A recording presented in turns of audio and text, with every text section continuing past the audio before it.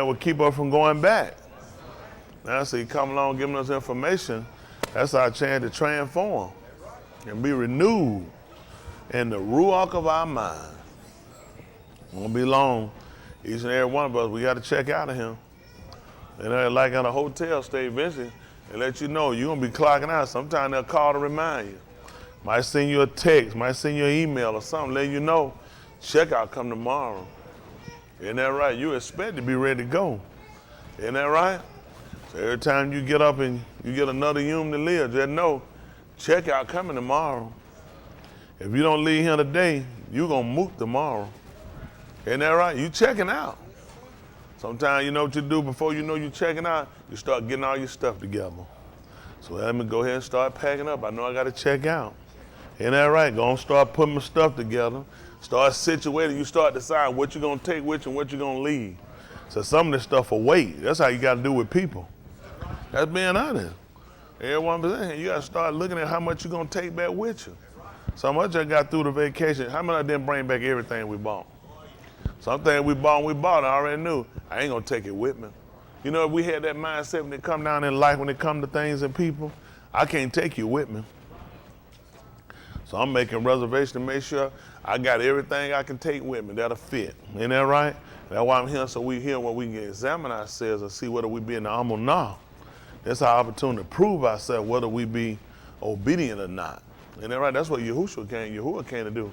When he came down, Mushah warned the people. He told them not to yara. He said, Yahuwah had come to prove you. See, whether or not you were obedient or not, whether you're a shama. That's what he came to say, who are here? How do you hear the bar is what you do after.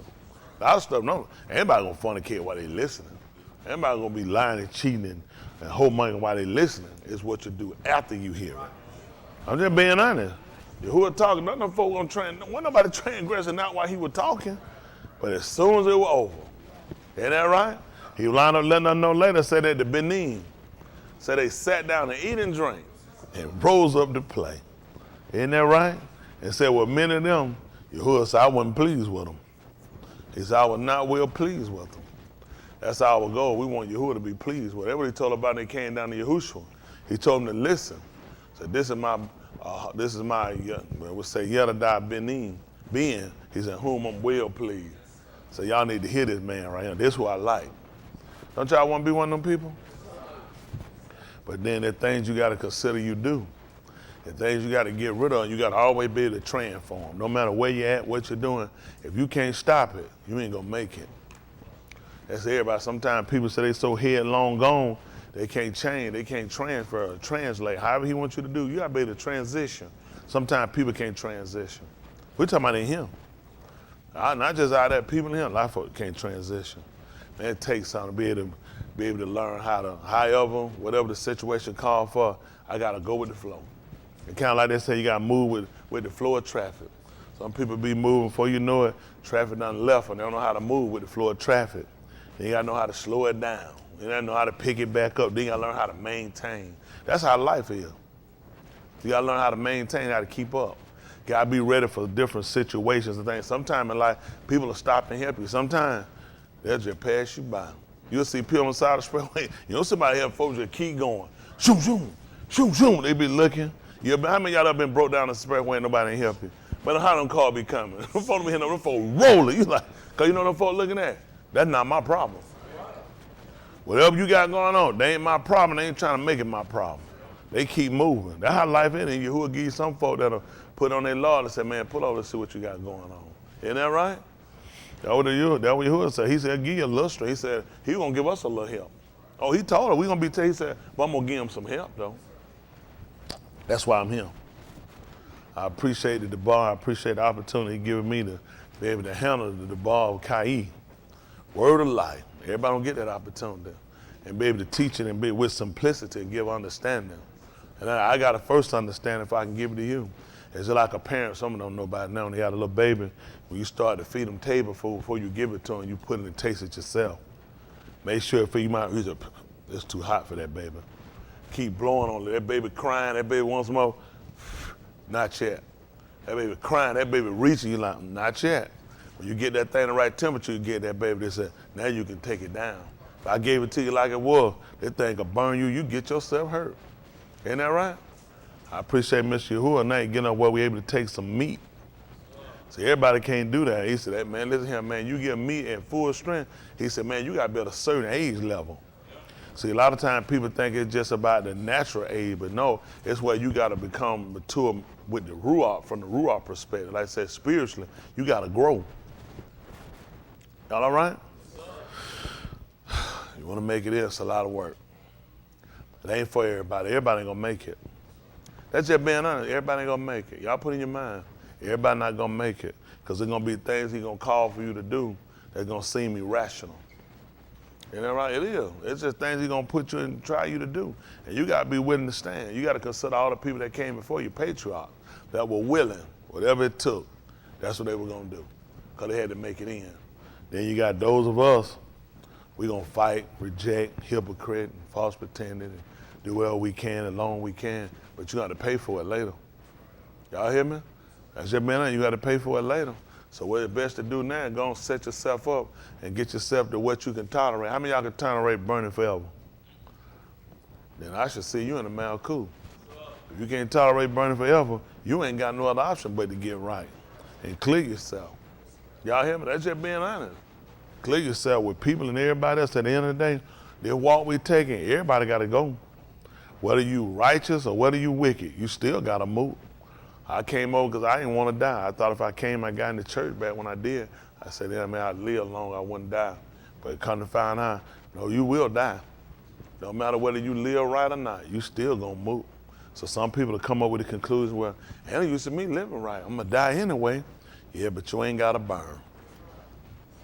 That's the difference. I ain't gotta burn when I move. Isn't that right? When I do go to the Kabbalah, where all the Abbas went, where all the fathers went, that's my plan, to make sure I don't burn. That was, when we read the book of Mala Akim, that they call the book of Kings, what's sufficient, what's significant when you read, he'll tell you when different ones on move. He said he was buried with his Abbas. Isn't that right? Let you know, I put him with the fathers. Isn't that right? Some of the other ones, you put them somewhere else. Y'all got it? I'm trying to be with the Abbas. I ain't talking about physically have my body put down, but I want to be there in Ruach. Because when there's a rock, I want to be right there with them. I want to be counting among the Sadiq. That's why I keep coming, I keep thinking, I keep allowing, I keep asking, I keep seeking, I keep wanting to know. Because I know you ain't going to just get in by chance. It's not a lottery. You're not going to slam no dice against no wall or flip no lucky card. You're going to have to live to get this. And I'm glad that way. Shoot, I met around flip the card, it's going to be the wrong card. If I throw them dice before I throw them, I know I'm a snake out. It ain't going to work. I throw them dice on something like that. Man, I can't be risking no junk like that. Here you go. Smith, throw them dice. That's when I get these dice. Man, I ain't got time before I don't no snake eye come. I ain't got time to fool with that thing. So I'm telling you, I was a pretty good dice roller. But you think about, you can't control no dice. You slam, you rolling something across that floor, that thing hit a pebble, anything can flip over and lay over. Man, not for my salvation. I don't want him to give me Thompson. Here you go, Smith, pick a card. Man, give me that shovel. I ain't got time to fool around. Isn't that right? I got to get something that's obtainable. I ain't got time to be running on no luck and no chancing. You know, it make it seem like, man, you know why you say you lucky. I don't need no junk like that. Just like you get what they call luck, good luck, you have bad luck. Man, around and have one of the little janky kids around me. Isn't that right? Kids make me nervous. Man, that man looking at anything he could to win in it. He told me, I told you I don't like no kids around me. Folks be looking for somebody to blame, but if you don't make it, you can't blame nobody but yourself. So first thing he did was put it on the kid. Y'all remember that on Harlem Night? Pull it night, first thing you gotta look at, gotta consider yourself. You ought to be grateful. So grateful that your chance ain't a matter of a card being flipped, some dice being thrown, or somebody close down, talking about, all right, put your fists out. 1 potato, 2 potato, 3 potato. Boy, you get to playing that junk, like you sitting right here trying to figure where that thing going, where it gonna end at? It ain't on you. They go, my mama told me to pick. If it land on you, they gonna pick some other way to get it from being you. My mama told me to pick this one right over him. Hit you. But she also said, you're like, oh man. Hey, really, how many of y'all remember stuff like that? Ain't no use to keep playing, they don't want you. It just land on there, they gonna go out there, my mama told me, but she also said, man, no. Coming back to you right over here and then stop. I ain't got time to play music or chill. walk around the chair and drag and wait, try to get in the chair. Man, you think about all this, that's gonna come down to a musical chair? I ain't got time for them games. I needed something I can obtain. I can do this. You ain't gotta be a fast runner. You ain't gotta be the best weightlifter. You ain't gotta be skinny. You ain't gotta be fat or medium size. I see someone smiling and say, man, I'm glad about that, boy. Whew. I'm done. But it's the opportunity, you just gotta live right. And who in here can't live right? Be honest, who else? Because these folks gonna say, now these folks, don't be lying now. You can live right. I know folks didn't raise their hand and nobody want to look at. I don't want folks looking at me strange. You be honest with yourself, why you can't live right? To do wrong, it take a mind to do that. That same mind you can take to do what's right. I used to feel like that you couldn't live right. Oh boy, no. I thought when you get saved, they said, man, God, he take the taste out your mouth. But that thing to blow my mind, boy. I'd be like, you don't even have a taste for it. Them folks got them testify. So one day they tell how long they were drinking. So one morning I got up and the Lord took the taste out my mouth. Them folks, how you sitting looking, I say to myself, man, it ain't gonna happen for me. Man, them church folk, I'd have been dug a hole, man. I said one day the taste that left their mouth, they'll tell you that stuff, and folk be happy and clapping. And you see what I said? That ain't my testimony. That's all you said, that ain't my testimony. I guess it ain't gonna happen for me. Folk mess us up bad, boy. Oh, they mess up bad. Folk told a lot of lies. But it's just one day, man, I struggled to get out that marijuana. Ooh, my goodness. That funny, ooh, boy, I had to hurry up and get married. Y'all, the ones out here that holding out and standing out there, boy, I'm proud of you. Ooh, but I wasn't strong like that. I had to hurry up and get married. And I heard that, so I get so weak in my knees. Well, I was messed up. I'm saying, boy, ooh. Some of y'all hold out of hell out a long time, and all that, but some of y'all hell out. I'm serious. I'm proud of you. Listen, that take a lot. Even man, now I've learned. So, like something happened to my wife, I know what I gotta do. I can't fool. I ain't even down. No, child. I'm not gonna get no young girl. This 2 minutes. Girl be all messed up and she can't make it in. I don't even want to be saved. I just want them 2 minutes. I said, stop it. I ain't gonna let no girl get excited like that and mess herself up. But at the end of the day, boy, it takes something to stand out here and hold on. I appreciate y'all for holding out. I like to think somebody holding out now. Now these folks right here, they feel like, it's mighty bad around here. They're like, how is he gone preach? Goodness. Man, y'all want to try, man. Y'all want a whole lot, man. It's worth it. It'll pay off after a while. It might not seem like it now. It's going to pay out after a while. Y'all see, man, listen. Y'all see that stuff ramping in through him? These folks got these shots and think they done escaped. These folks not escaping them shots, man. Got to go right back and mask up. Now say here you been somebody guinea pig, and that folks done told you put your mask back. Then they going to tell them it's us. Yeah, the people ain't vaccinated again. Well, what was your vaccination for the COVID virus? Yeah. Well, they claim we got it, right? Yeah. We shouldn't affect you then, should we? You can't be that dumb. You got the vaccination for the COVID. This is supposed to protect you that if you got it, it won't kill you or injure you. But now, because we ain't got it, it'll kill you. Does that make common sense to you? The virus is in the air. So how you taking your mask off everywhere? If all of us get the shot, then where the virus at? These folks tell more lies. All they done did pump these people and told them lies. Told these people nothing but lies. Don't believe these people. I told y'all what to do. Make sure y'all keep y'all immune system up. That's the biggest thing, how the immune system drop. That's how they get you with sin. Ain't that right? They get you, listen, they need you to disbelieve the Bible. They need you to believe that a man wrote it. Well, they ain't got a book a man ain't wrote. Tell them to give you a book a spirit wrote. Tell them to give you one. All they gonna tell you, that's the man. So give me any book they read, whatever profession they take. Who wrote this book? What spirit wrote it? A man wrote it. And they believe it. They live by it. A man wrote the tax laws. A man wrote the Constitution. And they live by it and founded the country by it. But we gonna stand on the bar. You gonna believe what a man wrote? The first thing you ain't gonna believe is nothing you say. Cause you're a repeated dummy. They ain't never parakeet. All they do is repeat what they hear from their people. They ain't got no brain for themselves. That's why when I look, I read. If I see something I don't understand, I want to know. I'm like, well, don't go into that. The Lord don't want you. That's them fear we got from these white folks. They kept us in the house. They kept us from it. Can you imagine This man leave and you can escape, Leon. But man, he don't want God to be disobedient. The Lord come back and get you. Do what Jesus told. He come. That cracker leave, turn it back, I'm running. Isn't that right? And I'm putting super glue around my ankle so when he cut it off, it still be attached. Once I seen Roots, if I go back there right now, I thought about it. I said, let me go back in time right quick. But I asked her, I need a gun. I ain't going back down. I need guns and bullets. I'm shooting up the plantation. I'm telling them, say, listen, I know y'all niggas scared, but I'm going to kill Master. And we going to run this. Y'all got it? I done got it. Shh. Man, we'd have been took over. I got a plan now. I mean, back then you wouldn't have had no plan other than you got to escape. And you know, white niggas been scared to kill white folks. They put that in our mind a long time. Why they ain't scared to kill you? Right. Everybody know who you are. But they knew once they got you to lose and break away from your Elohim, the fear you left them. See, when they know we turn back to Elohim, these folks know what's going to happen. Right.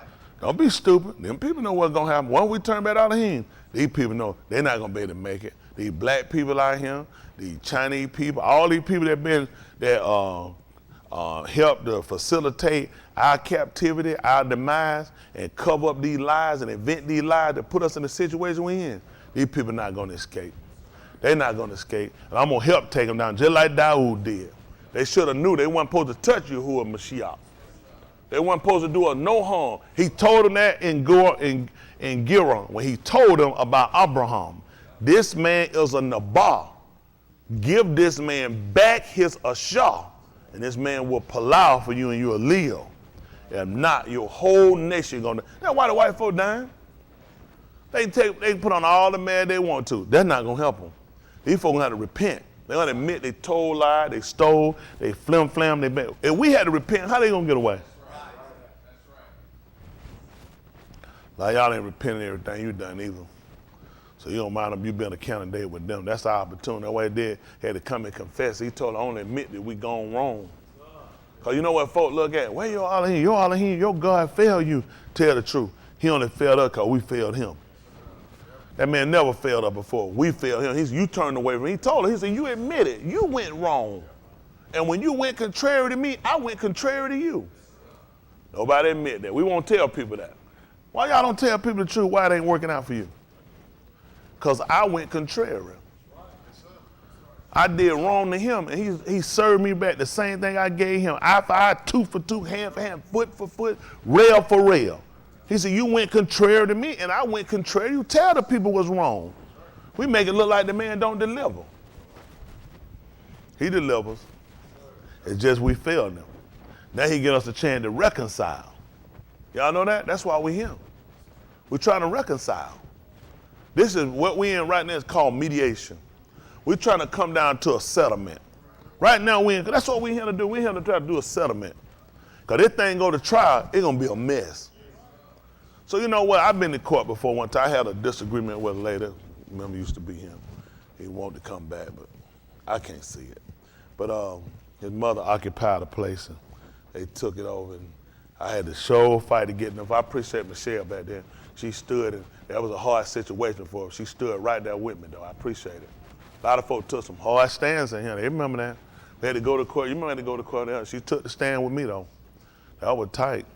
And that's somebody she was dating and everything back then. Took the stand. She stood with the synagogue, though.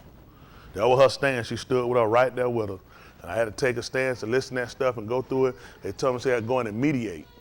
Before it go in beforehand, she got to mediate. That's what Yahuwah trying to get us to do while we're here now. We're trying to mediate that thing before it go in before the judge. When the shofet come back here, when he dropped the gavel, that's it. When they drop that gavel and call that thing with it, that's what it is. That man dropped that thing and said, you wrong. Bam! You can't overturn now. We got to look for a higher court. And we meet him, we going to be in Supreme Court. Ain't no court, no lower court going to overturn what he say. That's what these white folk don't learn from you. They learn. They know about these court levels. They know what it's a court that can't be overturned. See, all these convictions these folk done gave what he wrongdoing, that's why we're going back to him, because he can overturn it.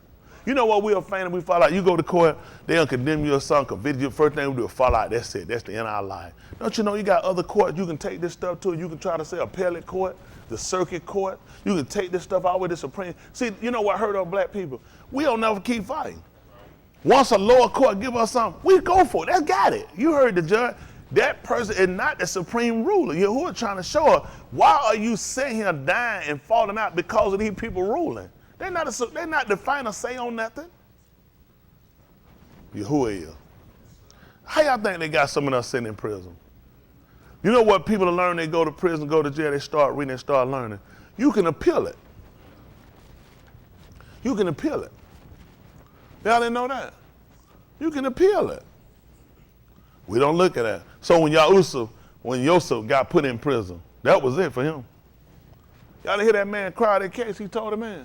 He said, listen, man, I need you when you get out, take my stuff up to a higher court. Pharaoh had never heard that case. That man was sitting in jail for a wrong convicted of rape. That man told him and said, listen, I was stolen from my arm, from my people. He said, here I've been landed in prison and I've done nothing worthy of this. He told me, you got to remember me. That man took his stuff up to a higher court. They got to the supreme ruler. He said, rocked him up. That's the only thing that we always find to get a judge, local judge, these little judges get up, these little penny judges, they ain't no final say on nothing. You can appeal it. That's how we do. And that's how they keep us from fighting. Any little ruling, any little saying somebody do it, the police give us something, that's the end of our life. These people not no final say on us. None of these people no final say on us. We got somebody to oversee every one of them. But that's the kind of stuff we got to start learning, start looking at. And what I try to get y'all to do, and they might think, oh, Tony, I'm trying to get them to fight the system. No, I'm trying to get you from being so afraid of the system because they set it up for your fears. And your fears, how they work on you. Y'all got it? Nightmare on Elm Street. How was this man able to attack you? In your dream. He take advantage of you when you sleep. Why y'all think some of us black folk now, it's hard for to get sleep? How many of y'all don't get enough rest? Because of nightmare that we deal with when we awake. That's a constant struggling, fighting battle. If you making it, you know already what's coming, ain't it? Won't be long for they stop. Cause white folk don't live like it's always the fear of if everything's well, that means something bad. What they give you? Now we got the Torah, and the Torah they call it what do they call it? What do they call it? What do they call it? Law. And then guess what they got? Murphy's Law. How many folk, I remember folk wear shirt, Murphy Law. How many of y'all remember Murphy Law? How many of y'all don't remember it? Murphy Law was always what they would try to use. It was real high. It was a saying in the 70s, 80s. Murphy Law, it meant whatever can go wrong, will go wrong. It was always negative. When something happened, you know what you say? Ha, Murphy Law. Murphy's Law. See, white people always use that. Look at this is something they fabricated and made up. The Torah is right. When the Torah went wrong? The Torah ain't never been wrong, but they taught you that if things are well, you're gonna get sick. If you're sick, you're gonna die. If you got money, you're gonna go broke. If you got broke, you're gonna be outside. They just gave you all these fears that you just walk through your life and you basically was seduced into accepting certain things to happen. Because after all, that's Murphy's Law. Why we never had the Torah like that? Somebody always see that was more prominent and known to us than the Torah. I never heard about how that's the Torah when you're doing Murphy's Law. Something go wrong, Murphy's Law. Hello? Why are we talking about these things? Because we're talking about things that have more or less entangled us. You ever been entangled or had something tangled up? Whether it's your hair or a knot in a shoe or in a pen, that's all they do. They give us stuff to entangle us for failure. The so-called Negro is always in a derision of trying to figure out how they gonna make it, how they gonna get out, when this gonna happen. When is that gonna happen? When is this gonna fail? When is this gonna collapse? When am I gonna go in foreclosure? When I'm gonna get evicted? When I'm gonna lose it? When I'm gonna die? White people just living. So it keeps you on a state, it keeps you from being balanced. Y'all remember we went through that entrance at the upside down house? Y'all saw how straight that path was until you got on it. What did they use? They used something to confuse you. The pathway never changed. But it seemed as though the path was like this, It was so, I had to get my baby Brett. I got my baby, she was so terrified. I don't know what I was, I got her, I said, come on, daddy right here. And I brought her through. You might hear a little hollering from her, but don't let that shake. I said, just hold on. Daddy's here to bring you through. But that thing threw you off and made it look like the way you couldn't make it. I mean, it was, although it was carnal, how many of y'all it made it look like you couldn't make it? It wasn't even long, but it made it more complicated. It seemed like I just got to get through this, and it like so much was working against you. It's all because they show you we play with your mind. That's why a lot of people quit this way. Did the way change? Did the way start turning? But you see how they put other obstacles around you to confuse you, to daze you, to make you feel like some people look at, I can't do it. And you look at, did you try? I just know I can't. There's no way I can. That's what people do when they come down to the way. That's how the system works. Mr. Yahuwah's goal is to return us back to him. But he knows it can't happen as long as you keep a fear for them more than a fear for him. Everything they do is designed to confuse you. You saw how the lights and how stuff work. So when the police come, you know they don't cut their lights on. Flashing the lights. It make it hard for you to, it disorients you. That's the whole purpose of everybody coming from all these angles. So you're trying to figure, what do I do? I'm trapped. I can't get out. I don't know what to do. And you hear so many commands. Don't move. Get down. Put your hands up. Be still. Stop moving. Put your hands up. Don't do the get on the ground. You trying to figure out. Otherwise, somebody knock you out. And you know why you got hit, right? Because you weren't following commands. So now I just seduced you into believing that you weren't following orders. Which one? Do y'all understand what I'm trying to tell you? The only reason they've been able to beat us because we bought into the psychosis. We had to give them the authority. Yahushua clearly told them, when they came to get him, he said, listen, there's no way y'all can take me. It's not possible. But he understood why. He gave them the permission, just like Shamshun did when they came down to Yehudim and got him. He said, just give me your word that you won't do it.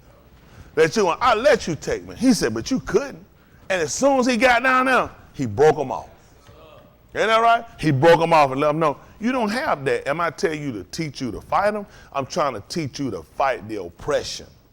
Because the oppression caused our depression. I'm telling you something, listen, you can fix a lot of these marriages. You can fix a lot of these homes if we can just get our people to sit down and think and consider, how did you get disoriented? They gave us games, y'all remember, you put a blindfold on somebody. I know Sandy grew up with her and Jesse. And they put the blindfold, they spin around, let them beat the donkey with the stick. Y'all remember when they did that? You ever seen somebody do that?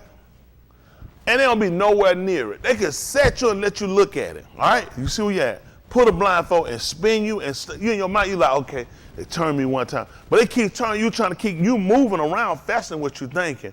And they let you go, you know what, you just hit the thing behind you. You study swinging and hit. I know I'm in the area. It's got to be right in here. And the people who sitting around looking at you laughing, who know why they laughing? You look ridiculous. You think you know what you're doing and you don't. Don't you know this is what this man has done to us? And the only reason I look ridiculous is because you are the person that disoriented me. I allowed you to put a blind. How you think they had Yahushua? I'm going to take you and we're going to put a regiment of people around you and blindfold hard slap. Who hit you? You see where they got the peon idea from? Spinning you around trying to get you to figure out what happened and who's doing it to you. You sit around, you know who the biggest fight we got is with each other and ourselves. Am I the one, or are you the one that's disoriented me? Am I the one that's disoriented you? The system did it. We target our hate toward the wrong people. We use our energy in an insufficient way. It's not profitable for what we need to do. See, while these people out here and they fighting and worry about this disease, and you should be concerned because Yahuwah said itself, it's against them and against us. And you know what that's for? To let a man or woman know. When you come over to him for salvation on this time, it's going to be because this is what you want. Not just because you're trying to run and get away from no disease. Because running here ain't going to be the thing that save you. We all going to move. Make no mistake, we all going to move. But you know what? We ain't all got to burn. At the end of the day, we ain't got to, he done said himself. He told before, a sword is sharpened. He said, I sharpened, and then he told you, I polished it. He said, I set it for the human slaughter. And he said, I set this sword up when I drop it. He said, it's going to be on the Sadiq and on the Russia. So ain't no use of trying to run, trying to get by. What we going to do when he done told us? Didn't he tell us he was going to do it? But he came and strengthened it to encourage us. Your cause of call told us that. Ain't that right? He made sure he strengthened us so we'd be ready for it. Like he said, if I know, then I can kind of guard myself and I already know what to expect. I ain't got to worry about if I get it started to take me down, talking about what the devil done. Yahuwah already let us know. He said, I ain't going to do nothing except I reveal it to you. I let y'all know when I drop it. So this is what folks going to do. See, they're going to panic when they see it come on some of us. You know what they're going to say? See, we ain't right. Some of us got it. Some of us died from it.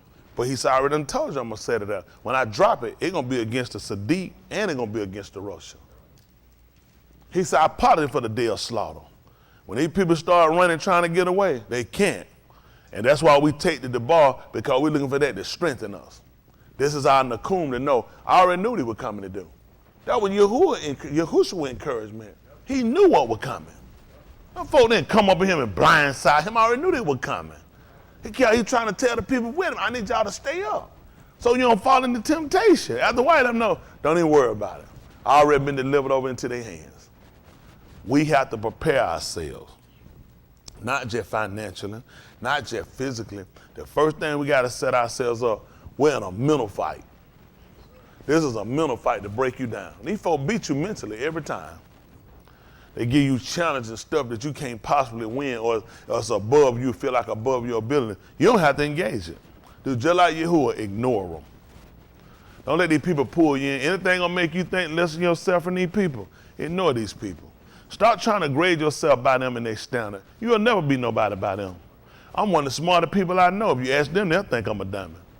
Pay these people no attention. These people ain't got no brain. They don't even wash their hands when they go to the bathroom.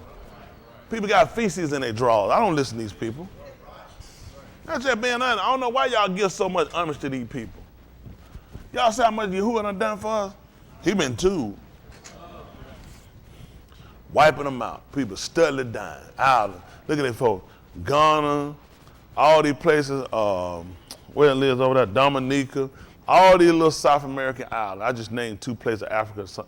So many places were doing so much better till the white man just came and gave them that cure. Folks had low numbers, no death. Listen, people done got the shot in the hospital. They're going to try to tell you all, everybody dying from the shot, or people without everybody who died from the COVID, people ain't had the shot. You think I believe that? Hank Aaron had the shot. DMG, what's that boy's name? Same thing. I try to bring him up, DMG. They say your ex. That's what they did. They X'd him out. Let everybody get the shot. They killing them. Did the other boy have it from used to be Tupac Humpty? Didn't he have the shot too?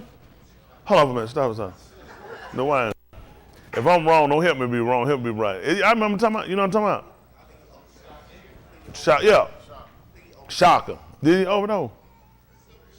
Yeah, so did he die from the shot or he died from overdose? Who remember what it was? Huh? Okay, OD. Well, that's COVID too. That thing take you out, man. It's the same thing. He died from that shot. You said Marvin Hagler? He died from the shot. They talking about they ain't reporting no deaths with people that shot. Don't believe these long. You hear that? He said, oh, Sissy Tyson. Remember Tyson told that man, I had you in here, I make you love me. I get you in here, boy, and I get you in one time, you punk, you faggot. I listen to that thing, I'm trying to think. I'm confused. He told that man, if I had you in here in my stare, boy, I'll make you love me. I'll be ramming you with it, you punk, you sissy. I said to myself, did he ask for that? I mean, you sounding pretty punk and sissy to me right now. You talking about ramming a man here behind, making him love you, and he the punk sister? I'm very confused. Very confused. Who? That man I gave him the wrong. Cicely Tyson. That man talking like Mike Tyson was there. The man said Cicely Tyson. I don't know. I ain't got nobody's phone number. Cicely Tyson. We need to say Roots. Wasn't she in Roots? She was on there for a short time. She was somebody's mama and moved out. Who? OJ mama? Chris, you probably watched the wrong Roots. OJ was Kunta daddy. That's right. He was Kunta Kinte daddy. Cicely Tyson with a mama. Yeah, you gonna get captured. Cicely Tyson, an ugly woman. That's how you got captured. You got a mama like that, you ready to try to run and get with white folk. That was his wife and OJ Wine. No, OJ was the daddy when they was in Africa. OJ was the daddy.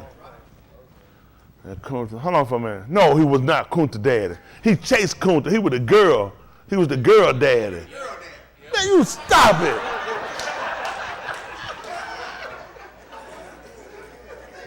Man, that man gets some wrong information over here. That man gonna have folks around here. O.J. Simpson is Kunta daddy. That man already got a murder case. Goodness.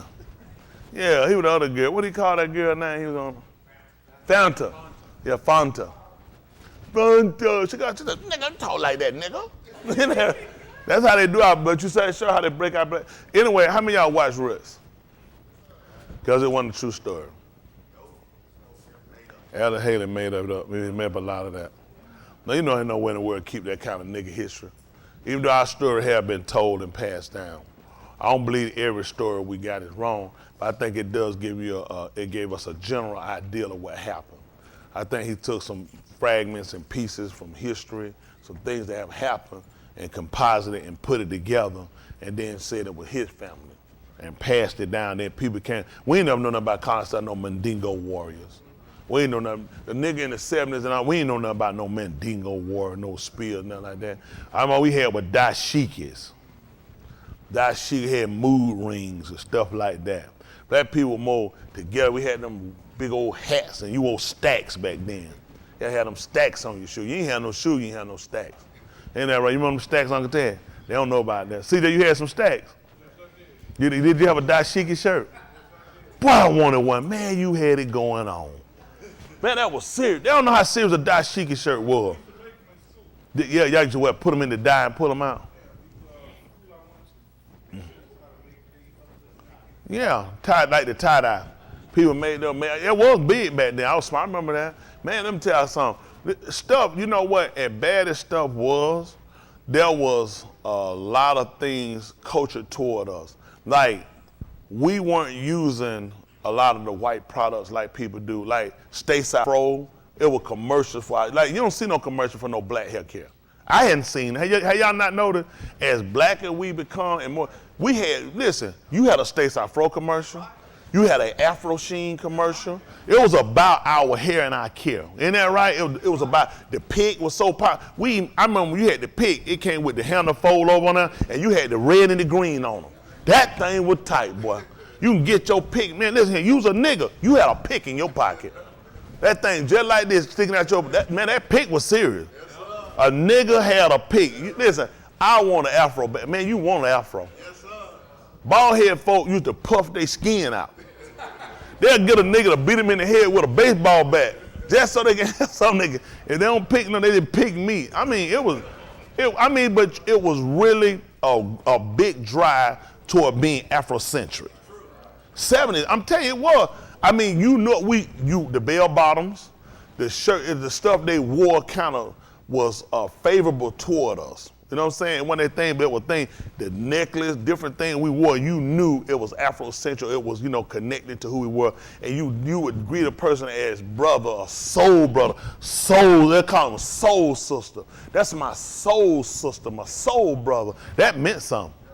And that's my rap. You know how who know how they broke us away from that? Raise your hand. Tell them what's your answer? Billy Manila? No. He hit you, Jada, what it was? The Jerry curl broke us away. Michael Jackson. I'm telling you, listen, we missed it. By 79, 80, Michael Jackson popped out with that curl. People moved away from the afro, and Jerry curl took over the 80s. I had one. Jerry curl, it moved, because in the 70s, it was the braids, it was the plait, and the afro. Those are the three major Afrocentric hairdos. Now, you could have something else, or you had the bald head. But the braids, the plaits, and the afro, they were supreme. When Mike came out with that Jerry curl, and him and Stephanie Miller had took that nose down, we lost it. The Jerry curl, we lost all our Afrocentric. Everything about we lost it. We had, Stacey Afro had the spray for us, but everything started moving. By the time we moved away from the curl, it wasn't no more hair care product for us. Man, that Afro sheen grease, every girl hair get fit. Listen, her hair get, listen, in the country, you get your hair fit while Soul Train on. They sit you down between that, listen, they sit you down between their leg on the floor and go to work. Who remember that stuff? Why Soul Train TV be going? But you have a cousin, somebody who can plait, or aunt, somebody can plait. That's it. Little girl hair getting straightened, the rest they getting straight, you getting them, they gonna straighten it, and you gonna get them plaits. One of them get them down, one across the back. That thing, they gonna put them barrettes on that thing. Tell you, go sit down somewhere and play, and grease your face, and grease that baby hair down. Go set your behind down. Y'all go to church tomorrow now. They fix that hair and tell you, go set your behind down now. You ain't going to mess that hair up. You got to go to church tomorrow. I mean, but you know what I'm saying? Our people did their own hair. You had family members did your hair. Wasn't a whole bunch of beauty parlors. Wasn't no beauty parlor back then. Somebody beauty parlor at their house.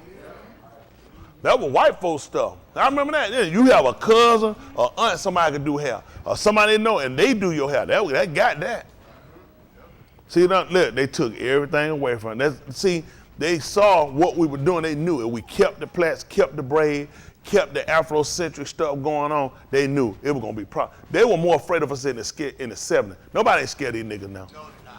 The 70s, they were scared. They were trying to figure what made all these niggas start moving back, everybody trying to move back toward Africa. And Soul Train, hottest show over here TV.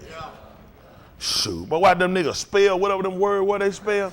I ain't give a flying flip by that junk. You just want to see that line.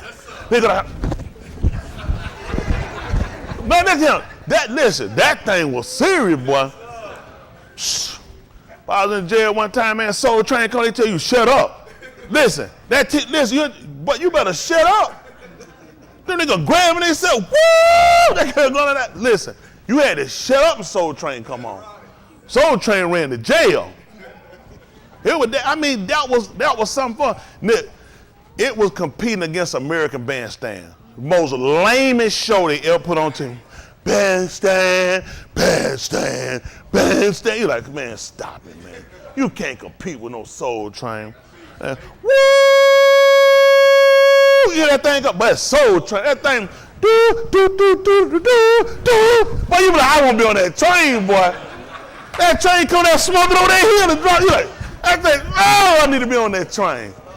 They took it from us. It was our artists, our people, they start moving. They get too big, they move on away from Soul Train. They ripped Don out. Took his stuff, Don Kennedy just started moving people out. They just fade that shot away. They knew we were locked in come Saturday. That and wrestling, that got the TV. Ain't nothing harder than that. You catch that Soul Train around 11, 12, boy, listen, later on night come that wrestling. You gotta shut your mouth and get out the way, boy, wrestling coming on. Get your fish, get your food ready, boy, wrestling match coming on. Boy, that was a nigga life then. Stuff was a lot plain and easy. It didn't take all the stuff folk gotta do now. Man, you gotta do, look how much it cost to have fun now. That's why they've overpriced vacationing and getting away the kid. Every time you look, it's been out of our reach. A lot of the stuff, what they would call the finer things in life, they outpriced us. All you do is keep pricing it where the so-called Negro can never get away and break himself where he can think. Think about Yahushua. This was a man that would constantly resort off by himself. Because he even realized sometimes you have to break away from people to really sit back and look at where you're at. How well are you doing with your mission? They keep us in such a rat race, and they keep you around so many people that are negative. Come on, they get go for what? We gonna go broke. Well, come on, we can still go. No, I don't want to. That ain't gonna make no sense. All we gonna do is get killed. They keep you around people that constantly keep you in bombardment of failure, of quitting and not succeeding, and negativity, so you don't ever get positive. I'm just being honest with you. A lot of times, man, I don't waste my time. Listen, you name it up, man, I'll cut you loose. I'll leave you where you at. I don't have time. I'm a person, listen, I'm about, this it, I keep it in order. I'm about getting this raw hockey done. I gotta be about my other business. I got to get that money. Then I'm gonna have me some fun. I'm gonna be like boy on Predator, he go, I'm gonna have me some fun. Man, I'm gonna have me some fun. He was coming for Predator, ain't it right? If he kept talking, I'm gonna have me some fun. That's what I'm gonna do. Don't let these folks listen. These folks be negative. Listen. You gotta let them listen. That energy need best spent on them killing themselves out with it. You can't give it to me. I don't need that negative energy, man. Listen, life, as bad as stuff is, Mr. Yahuwah keeping us. We ain't got no right where Yasharal broke down crying because Mizraim was dying. Listen, that's their problem. That's just been. You don't find where they broke down crying. I hate to leave them like that. They was a good master. Let them all die. Kill them all. That's right. That was their oppressor. These white folks, listen, Europe getting hit. All they folks. Only reason Africa getting torn down, because Africa made deals with these people. Africa sold us out just to sit at the table with these white folks. They don't respect them. They know you are a sellout. That's why I'm still here. These folks know I ain't sold out. They could have been exposed me. What deal I cut? What deal I made with them? None. They a sellout. That's why Africa suffered. They'll tell the truth. How you say here, Africa had the cure first? Most of these people so dumb, they don't even know that. Madagascar came out with a cure before these people even thought about making one. Did y'all know Madagascar made it? Do y'all know that these people made Africa put this stuff up? They already got it in warehouses, sitting, spoiling. These white folk force every one of them African countries, if you use that junk, we cutting you off. You're going to use Pfizer, you're going to use Moderna, or you're going to use Johnson & Johnson. They done forced that junk all over the world. Russia got spunked the nail. They won't let them use it either. Everybody bow down and take that garbage. Wait, listen, Madagascar came out the real. We got it. Yeah. We have the cure for listen, Ben had the cure. That's how dirty these crackers are that y'all loving him. My mama, love these crackers. Africa were the first people with it. Yeah. Wiping out. Look, Dominica, guess how many deaths they had since Corona came out? They ain't even had a serious case. You know the serious case they done had a Corona? Somebody caught a fever. That's the most serious case they caught. Explain to me how nobody had died in Dominica. Not one person. They have a pandemic right now of 11 people with it. All in isolation recovering.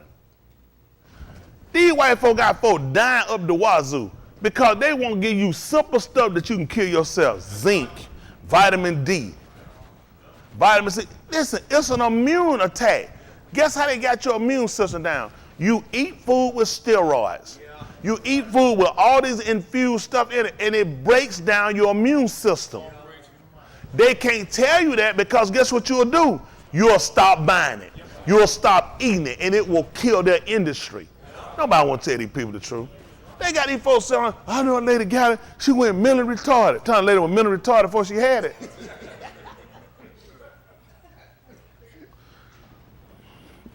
I mean, how do you people, this is what you got to ask yourself. It's the same disease. How do these people record not one death? Do y'all know they got country recording, they don't even have it? How do you record 0 death from a disease they done told you we done lost over 600,000 people from? Because you keep giving them stuff to kill them. They need you to be afraid of the disease enough that you will fall down and you will accept whatever they give you. Who wouldn't be afraid? 600,000 people died. Who not gonna be? Let's be honest. That don't scare me. You're dumb. So guess what? They anticipate your fear. Where do you need to get help from? You come back to the people who's loosed it on the people.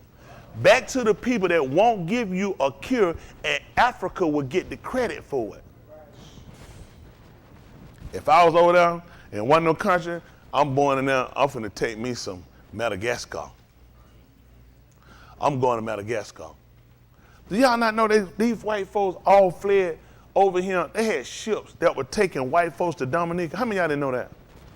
These crackers took a ship in the height of this when nothing selling to go to Dominica. These crackers have been all these places that have cure for this stuff and have recovered people and came right back here and made a fool out of us. They won't tell you that. Man, I had a picture of shiploads of these folks head over there to get cured. Now they went and destabilized Cuba because Cuba went around and curing these people. The doctors in Cuba, listen, they went to all these countries over here and got all these people cleared up. Yeah. Did y'all know that? The doctors in Cuba went to these South American countries. None of these people shouldn't be down. Listen, went in here, boo, boo, boo, boo, shut whole wards down. Do you know these people had wars for these people? Went through that cure, everybody shut it down and left. Went to other South American countries. What y'all got going over here? This ain't no killer disease. Listen, they had whole specialized wards. Went there and every one of them wards are closed down. Why y'all think they went and destabilized Cuba right now? Y'all, these folks are dumb. You know what they're thinking? It caused Castro. You can't be that stupid. You can't be that stupid. Castro helped more of these people than anybody. Castro helped y'all niggas. The apartheid government that overtook Africa, Castro actually fought to redeem and get black people out of it. Cuba is one of the only countries that will allow a person of color to go to medical for free. But you gotta give back to Cuba. You gotta help their people out. You know, that ain't fair. You gonna let me go to school, be a doctor for free? What that $200,000 payment I gotta make, and you gonna let me go for free and I gotta help you out? Man, that ain't fair. I'd rather pay $200,000. That ain't gonna be able to pay off. I'm gonna be stuck with the rest of my life. I'm gonna be paying a house and a car payment for a school for some hypnosis medicine. And this man will let you go for free. This that bad old nasty Castro that these Cubans run on him. You know who he would execute? The man would execute drug dealers, murderers, and rapers. Castro told him he's not keeping them. These people are killing people. The drugs were going to other countries. They taught you to hate somebody you don't even know nothing about. How many of y'all taught Castro's a bad person? I can tell you part Cuban, ain't you? Ain't you part Cuban? Then they teach y'all Castro was bad. Did your parents, they didn't ever tell you that? Or they would tell them about that. You know about Castro? Him and Che, them jokers helped fight to liberate. They took Cuba over from Batista. Batista was open up for drug dealers. Listen, he brought the mob in there. Listen, if y'all watch certain movies, they'll kind of give you a little idea. How many of y'all watched The Godfather? On the second part, you'll see when the white man he was dealing with, Rock, they were talking about going to Cuba, Havana. They'll show Mike. See, they stole a lot of that from what actually happened. Batista was in there. He was telling they had a friendly government because when Batista was in rule in Cuba, Batista actually opened the door for him. Listen, Batista, all your Hollywood stars, all your cocaine sniffers, all your smokers, they all went to Cuba. Because they had no extradition, there was no law against them guys smoking dope over there. The mob was leaving Las Vegas. That's why them crackers had to shut it down. They had to shut him down. You can't afford, y'all know how much money Las Vegas make these people? That's government money. That's IRS money in there. And now you had all these people going to Cuba to gamble, where I'm paying no American taxes. All these people going here to smoke dope, get high, and all the celebrities will go, listen, those folks, they weren't going to California anymore. Everybody was going over there. So what you think they had to do? Destabilize the country. You get rid of this man and you bring in somebody, you support somebody like Fidel Castro who comes in with his guerrilla fighters and come in, he took the country. He couldn't take the country by himself, they had to help him. But it backfired on him. He came in and he was not the man they were looking for. Castro wasn't doing, what do you do with a man? He's superior in intelligence. He was a fighter, he was a guerrilla. He wasn't somebody, he knew some fighters, he was a fighter. He was a liberator. The man wasn't poor. The man took on being poor for the fact that he accepted the condition of the people. Castro actually came from a wealthy family. He was not Cuban. He was not Cuban for record. How many of y'all thought he was Cuban? Castro was not born in Cuba. He came from another South American country. They tried to get him to tell his story. They want to tell his story about him and being a wealthy young man. And he said, I'd rather be known as the grandson of a poor immigrant. What you do to a man like this? He pisses them off. They want to tell his story about how his family was rich. He said, I'd rather be known as the grandson of a poor immigrant. Then you get the man, they try to ask the man about the military. Why you keep wearing this military stuff there? He said, because I'm always at war. So here's the man, every time he walks out, he got on military fatigue every day. Every time you see him on military, they're like, why you do this? He said, because we're always at war. They couldn't get in this man's head to break him down. Do y'all not know they had over 750 attempts on their life?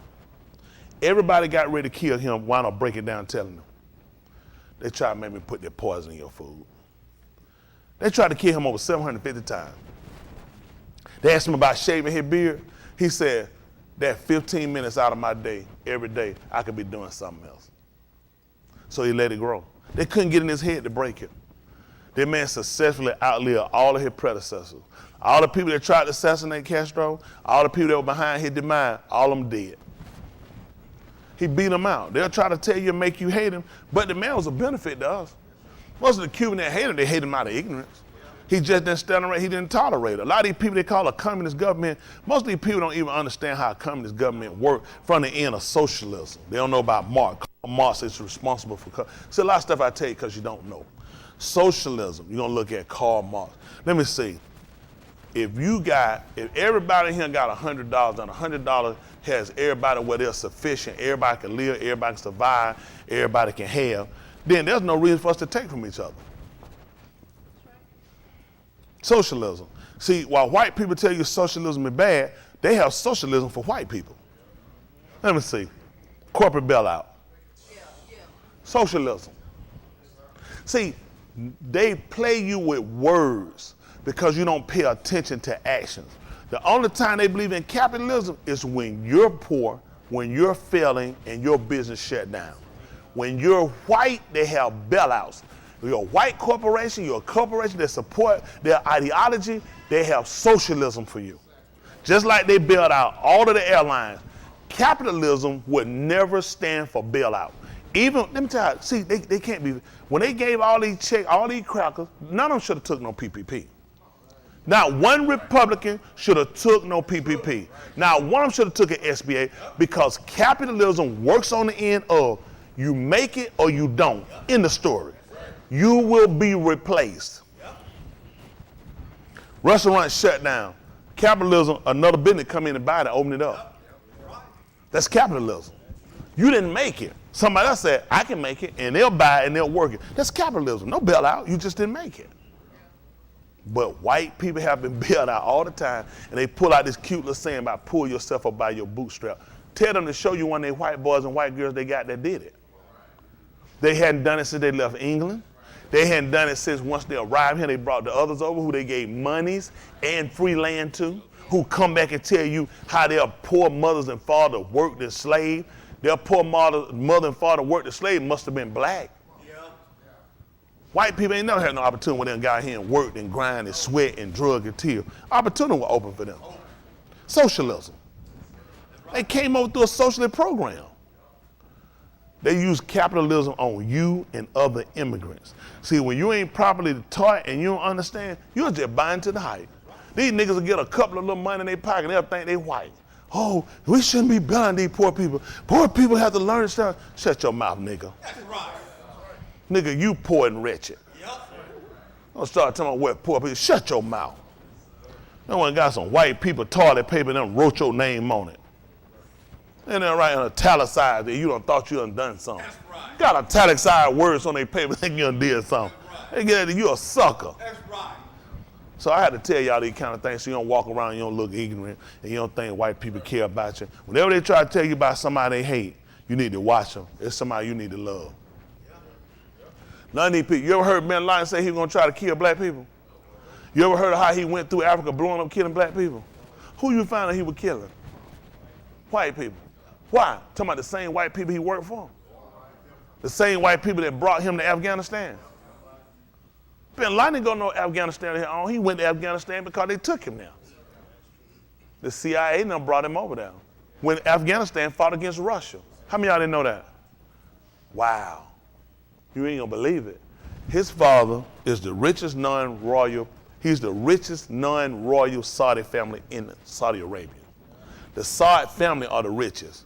His father is the richest non-Saudi heir. He builds the castles for them. So when they were fighting Russia, Russia was beating Afghanistan.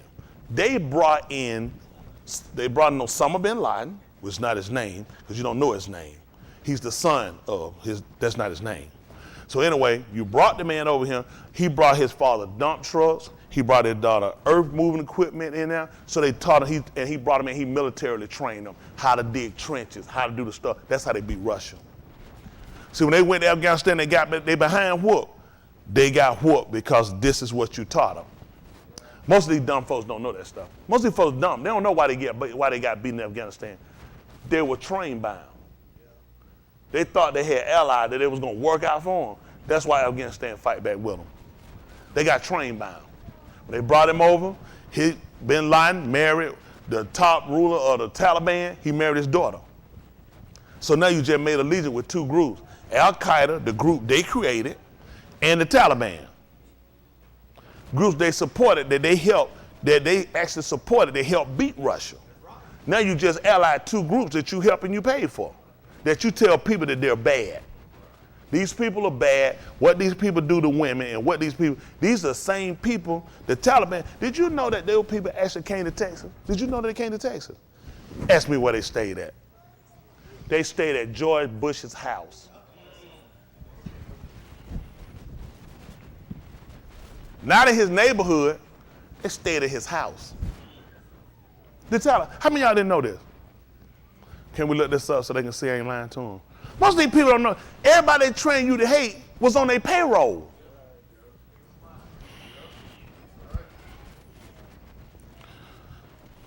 Saddam Hussein was on CIA payroll. He has checks. Well, they paid him. He came in to take out the Ba'ath Party. Well, his party was the Ba'ath Party. They took out a party up before that. That was the name of the party group. They were called the Ba'ath Party. They don't take baths, but they were called the Ba'ath Party. They actually came in with him to help destabilize Iraq and take out the government that was in at that time, and they set his government up. That's why he fought them, because he already knew how they work. You brought me in, you helped train my people to come in and do what I did these people. I know you when you get ready to move. You're trying to come and move me now. Let me see, they took down how many rulers in Misraim, they call Egypt. They took down 3 governments that they established. Once they kick up and they start to act like they're going to be a man and stand on their foot, they take you down. The Muslim Brotherhood had it. Hillary Clinton was Secretary of State when they brought them in. They brought them in to destabilize. When they took down he an old man now, he's sitting in prison, that joker shaking. They get you like that. They set them up, they put them in and they move you. Once you piss them off, they come right back in. All they got to do is give us, listen, we suckers for news. The news tell us somebody bad, they beat women and children. What the first thing we do? We bleeding hard. Come on, women getting in, the women on the street marching. Now they marching for kids' right, and everybody screaming, kids and women getting beat. These the same group been doing what they were doing when they brought in. Let me see, ISIS. Same group they created. Hillary Clinton went in and set this group up. They created this group. Listen, they create these groups to fight against governments so they can sit back and then look at liberators when they come in. ISIS was created by them to go in and help fight in Syria, which is Amram, because they couldn't be found putting their hands in that war. So they created ISIS and set ISIS over here and just sat back and just snuck in weapons to them. And said, wow, Syria is really unstable over there. There's a lot of fighting. We need to try to get the UN. We need to go in and we need to send troops down there and try to stabilize the country. They burnt ISIS. They burnt them. They left them fighters out there and they were waiting on them weapons to get dropped. And they didn't drop them because word started getting out that this was a U.S. plant company that was set up by the U.S. So the U.S. turned their back on them. And you don't believe who they waged war against then, did you? The U.S. And all their allies, they realized, you burnt us. You put us on this ghost run. You the one put us out here to fight these people and destabilize their country. And now you burned us. But they won't tell you that. Why am I telling you all this stuff? Why you need to know this? All these are groups you're afraid of. You look at one of them people with towels in their head, the first thing you say, they Al-Qaeda or ISIS. Why don't you look at these people with these American suits on? Right. with the shirts and ties, with the American uniforms on, whether Army, Navy, Air Force, or Marines, that sponsor these people. The CIA, these people sponsor these groups. They need these groups to make it look like their hands are away from it. It's going to come out with the Haiti assassination. I told y'all about it. You had a hand behind it. Amazingly, did y'all know that one of those people called the DEA to turn themselves in? Why am I turning myself into the DEA if I just killed a Haitian president? Why do we run in here saying, nobody move, everybody stand down, the DEA? Why would a foreign country president security team be stepping down for a drug enforcement agency from another country that had no district in their country? There's a lot of folks gonna come up dead.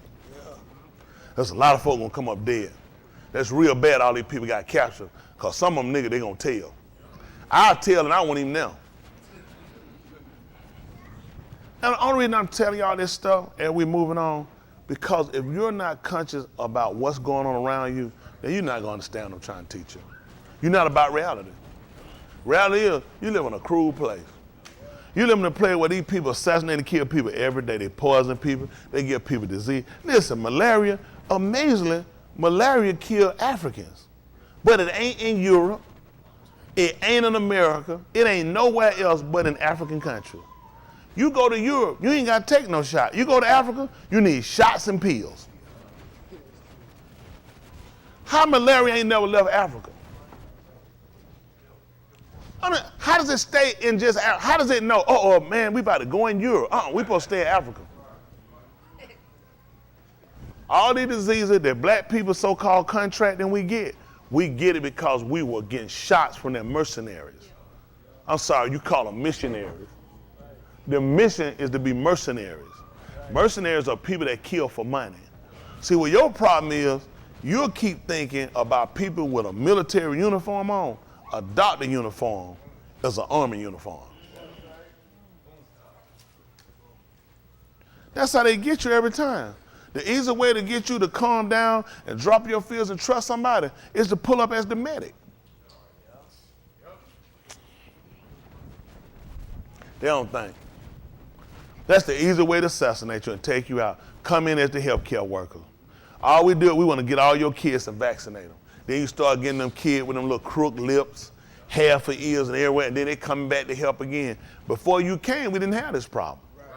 That's right. Every time you go out now, the water park, every time they show you the water park, they all butt naked, bathing in this filthy water. How Africa surviving? Exactly.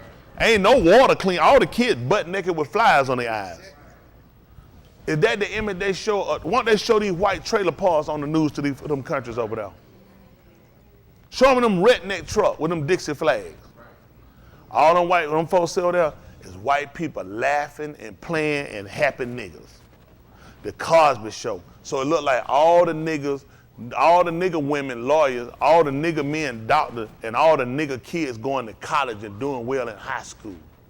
That's the image they portray to everybody else. They don't want people to see the murders, the lies, the disease, and the poverty that they cause and they stricken upon our people. That's the only way they can wear them suits and ties and them shoes. Because they pull us in with their lies. I'm going to let y'all probably need to go early today. Now, let me tell you something. For a lot of y'all, really, it's a waste of my time. Because you know what you ain't going to do? Nothing with what I tell you. It should make you plant yourself to become more conscious to how real situation is around you. There are so many forces working against you, you have no idea. These people got every force of evil attacking you. You think coronavirus is your only problem you got to protect yourself against? Listen, this man is destroying that place. Joe Biden is one of the worst presidents that ever hold that seat. This dumb bastard is steadily handing out money and killing. You can't get nobody to work. Nobody doing nothing. He paying more people money to stay at home. He more the cause than he the solution to their problem. And the people too stupid to even realize it. The worst thing to do is give poor people money and they don't know how to use it. Money is a tool. If you don't be careful, money will use you. That's how you get people prostituting and doing some of the stuff they're doing, because they become people being used by money versus people that learn how to use money. You can use money to facilitate help, the wealth and other things you can accumulate and get. But a lot of times, people get used or drug in by money. They become a servant to money. It's good to have to use it, but you don't need to serve it. You need to teach you how to learn how to use it and make it serve you. Money break up homes and families. Money can cause problems. If you don't know how to properly use that properly spent, it's a problem. This man don't have a business brain in his head. The man graduated the lowest of his class out of college. Shouldn't even been there. How you feel you sitting in the highest seat in America and you were the dumbest man in your class? Who in here was the dumbest person out of their class? Because if you was, I was going to get you to run next 4 years. That just show you how you actually think they give it to their smartest? This is a seat for dummies. That's how you think Trump got it. Trump is a dummy. His own sister told this bastard ain't took no SAT. They took the test for they gave him grade. White people we want him bust our behind, trying to get it, trying to do this. It's for them. It's all a figment of your imagination. Anyway, they created a system and made you drive to try to be a part of it. That's how it exists, because you work and you beat your kids to get it. Get them grades, get in there and get it. You better get it, you better pass, you better be, and still ain't gonna be nothing. White people don't beat it. Did your parents ever beat you to make you get your work? They beat you to make sure you went to college. How many of y'all, look at these black folks, how many of y'all parents beat y'all about them grades? And beat y'all to make sure you got in school? How many of y'all got beat for that? Just tell them how many you got. What? See, niggerology number 2. That's that. And the average on the rent ain't did nothing. And I tell you that just to show you how the psyche works to make you push for something. You ain't gonna be nothing anyway if they deem they ain't gonna let you in. Some of us escape and make through. That's why we gotta learn to work together to pull others of us through. You're on a rat race. You run out here with this dream, a hope of doing something, man, you come out of college, man, you got nothing for to tell you, man, entry level. You're like, entry? I can't make it off that. And then as soon as you got that, now guess what? Now you need to go get some certs. Now they just told your breath stink. And you told me my breath stunk when I was graduating from high school, I never got in this. I'd have kept my mouth closed. Before I went created me, and it started small, $20-something thousand. Do you want to try to get a stipend or anything for this? You know you can get some money. Come see your county. You go see a student. Hey, you can get some money. You need a car to get around campus. I know you finna wear them clothes around here. So we can let you get some money from your student loan, and you get you some. And then listen, you ain't paying. Listen, what's $49 a month? As soon as I get out and get my first, I'm gonna take my first year salary and pay this off. Get out of school, you ain't even got a job. And now you coming up on payment time. You know you ain't got to start now. You can, I'm trying to think of that word, defer it. I'm going to defer it. And you know what? It don't even matter about the interest, because I know once I'm going to pay all that off. You had $50,000. Deferment over with now. We got to get payment. Now your payment $300-something a month. On top of you got to live, survive, and you got to get a car. So they just trap you and pull you in, and now you working in a field that has nothing to do with what you went to school for. Now that's even more madness, that you wasted time going here to get information, that now you saying, man, I wasted my time, and you still got to pay that debt. With accumulated interest. To a school that didn't even need your money because their athletics make their money. And they also entangled your payment into their athletics. That you can go to every game for free. I made you pay for it. That's in your tuition. That's how they get you. Guess when most of us find out? After we spend it. That's when I found out I left. I was down there looking, man, I said, man, why am I here?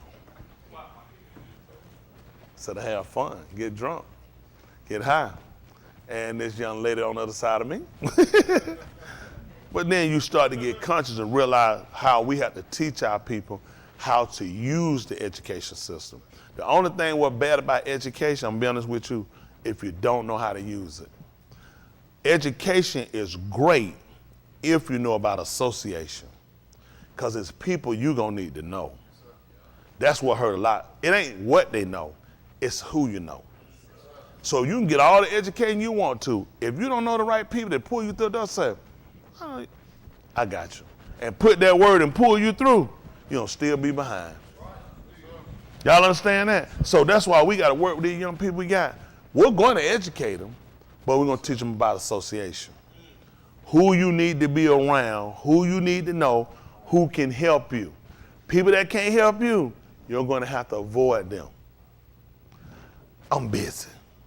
I'm just being honest with you. If people, we're going to teach. Y'all know how many of y'all went to school with people that wound up being successful? How many of y'all still got connection with them people? Can they do, who the hell doing like that?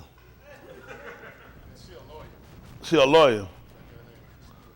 Yeah, can you call her right now?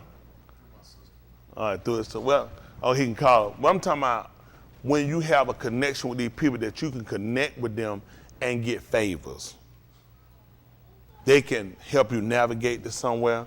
They can help you or solve a problem for you. They can put you in a financial situation that can better you. That's what kind of relationship I'm talking about. So a lot of times going to school, we just dealt with people we liked, we had fun with. White people got a whole different agenda. Let me tell you how they'll work. White people will do stuff like they'll put their kids on softball team, baseball team. There will be people on that team who parents will be, we'll say, maybe chief of police, sheriff, some corporate somebody. And they'll make sure, did I ever introduce you to my kid, such? And this is the best introduction because their kid is here too. My kid is friend with your kid, such and play, and they're gonna make sure they're gonna teach them, you need to stay in touch and friend with the person. So that person know as you growing up and start going, they're gonna say, do your corporate have some kind of like a summer program or intern? Yeah, we do have one. This is my card, give me a phone number. Now this kid now has just navigated their way.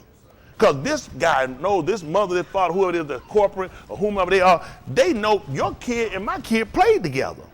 They grew up together. So now they bring them into the world, and guess what? These are the doors that open for you now.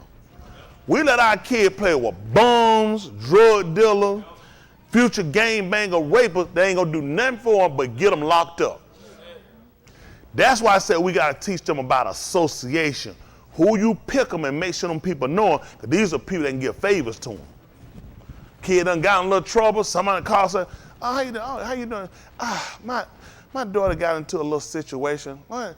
Yeah, such and such happened, and such happened. Okay, where they at? They're at such and such county, just said, okay. I just gotta get, what's the date of birth? Such. Okay, I appreciate that, no problem. They make some calls. All of a sudden, they get in the car, they coming out there unlocking the gate, telling you, go ahead and go home. Go ahead and go home. Go ahead, don't worry about that. Listen, your kid gone versus your kid got a juvie record. Now, this falls off when they're 18, but your kid ain't learned how to leave stuff alone, ain't went in no association with nobody. So your kid keeps stacking up. Now, juvie done flipped on over to adult. Now they connecting both of them. You've been such, Mr. So-and-so, man, you've been in trouble. I said, you was in juvie. I see we need to get you off the street. It ain't because white people are better than us or don't get in trouble. It's because they learn how to associate themselves with people that can remove stuff, that can cover stuff, that can make things look like they didn't exist. Why am I telling y'all this? I'm wasting time. They don't want to talk about this. See, because let's talk about this book, Somewhere You Don't Live. Let's talk about somewhere you ain't going. You live here first. Let's figure this system out here. Because there's a system where you're looking to go. And you can't figure this system out, you're going to get drugged in, you're not going to make it there.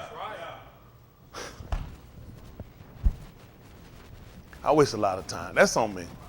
That's on me. That's on me. All right, we're going to get ready to try to move them forward. That's on me. Y'all forgive Pastor. Wasting time.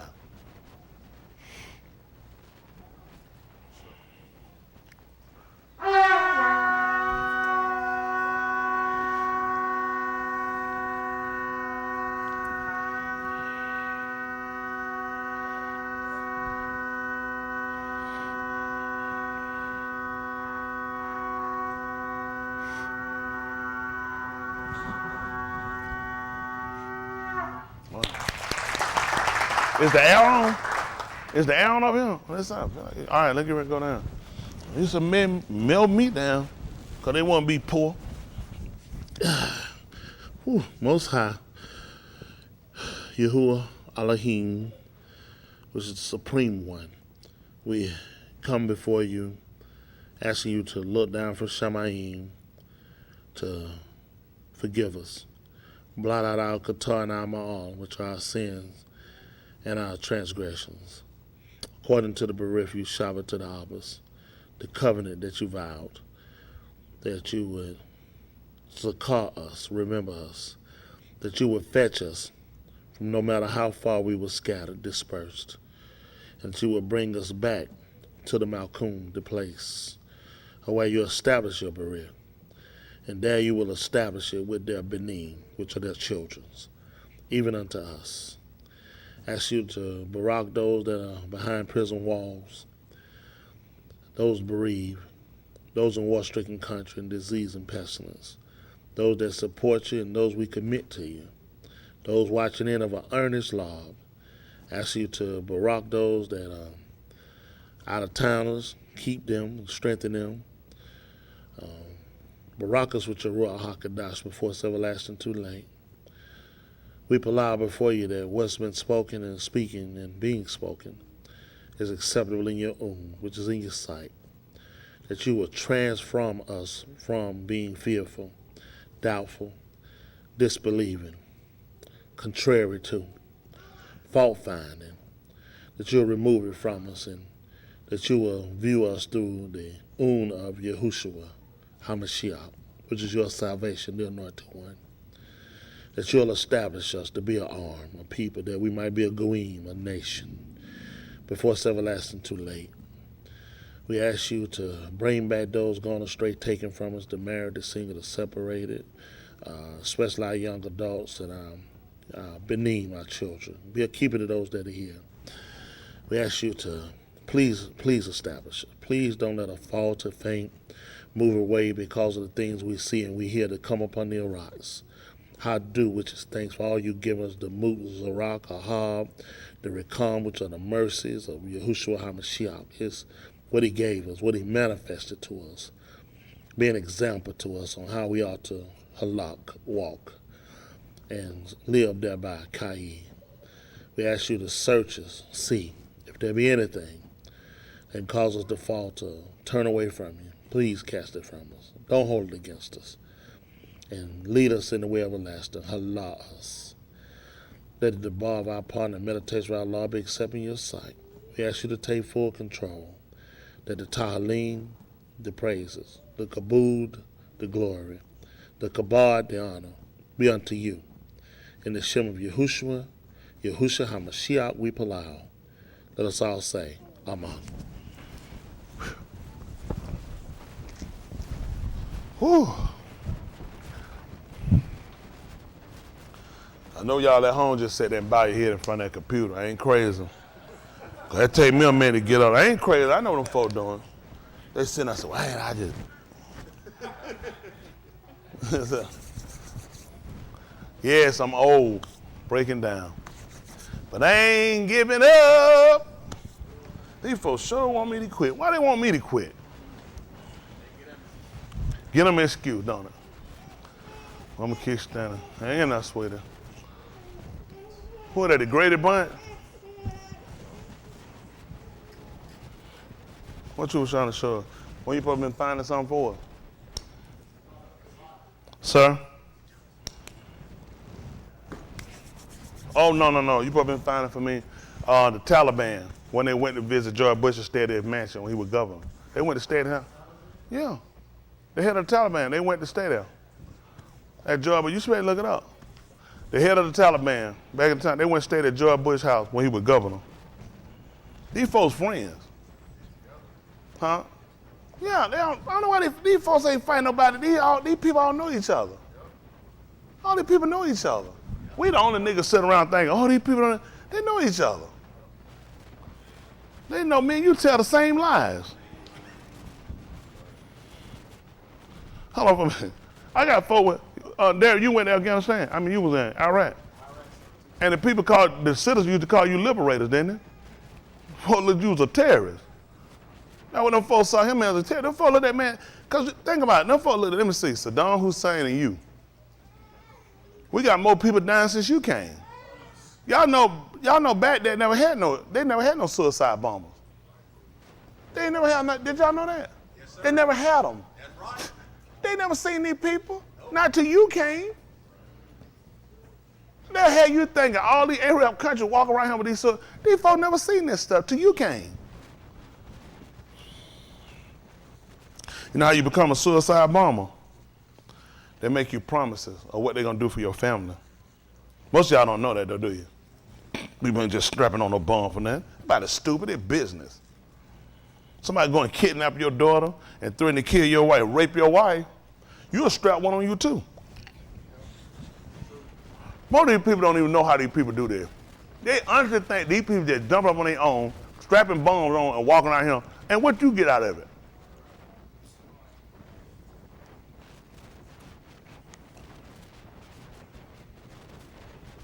Let me tell you what these people do.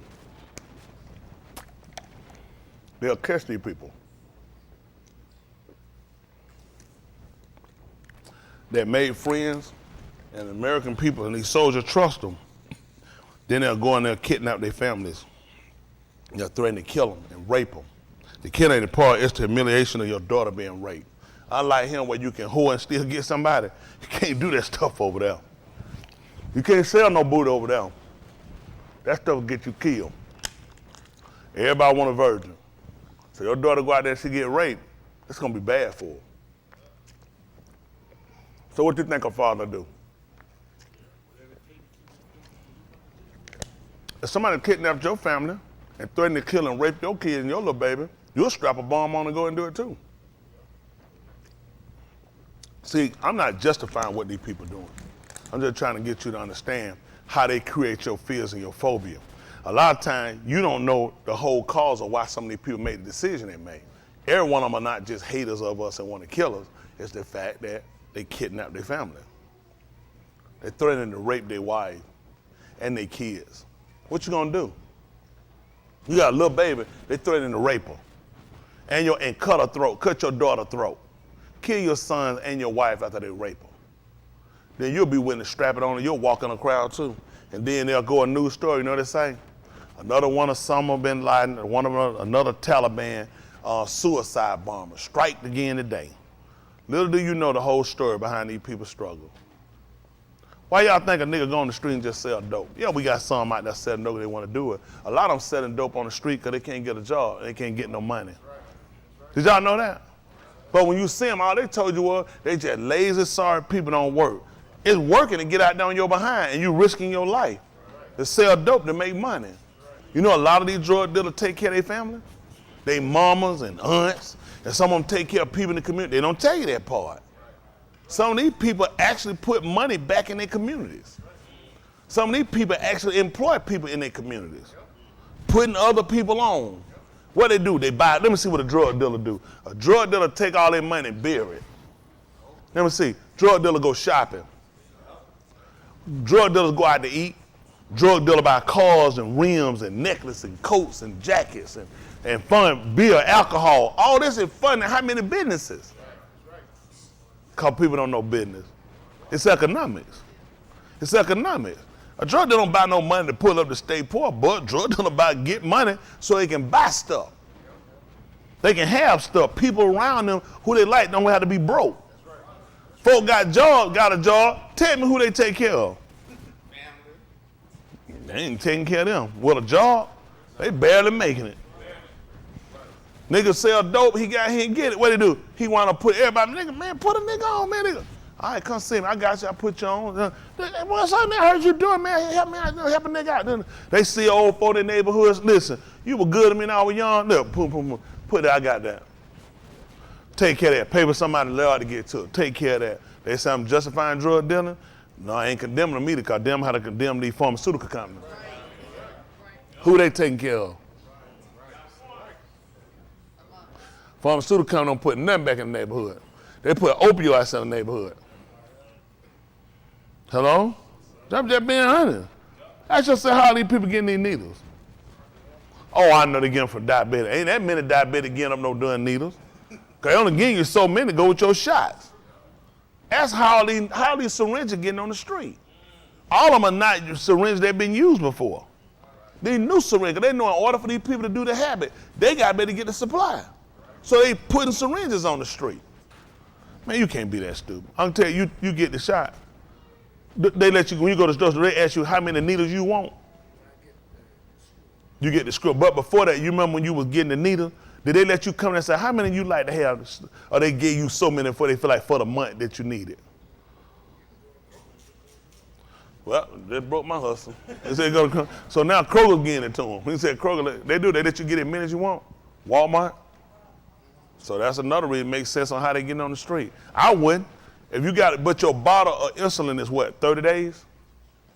So let me get it straight. I give you a 30, let's see if we do, you pretty smart. Simple math. I have a 30-day supply of insulin. Now, I want you to think about this.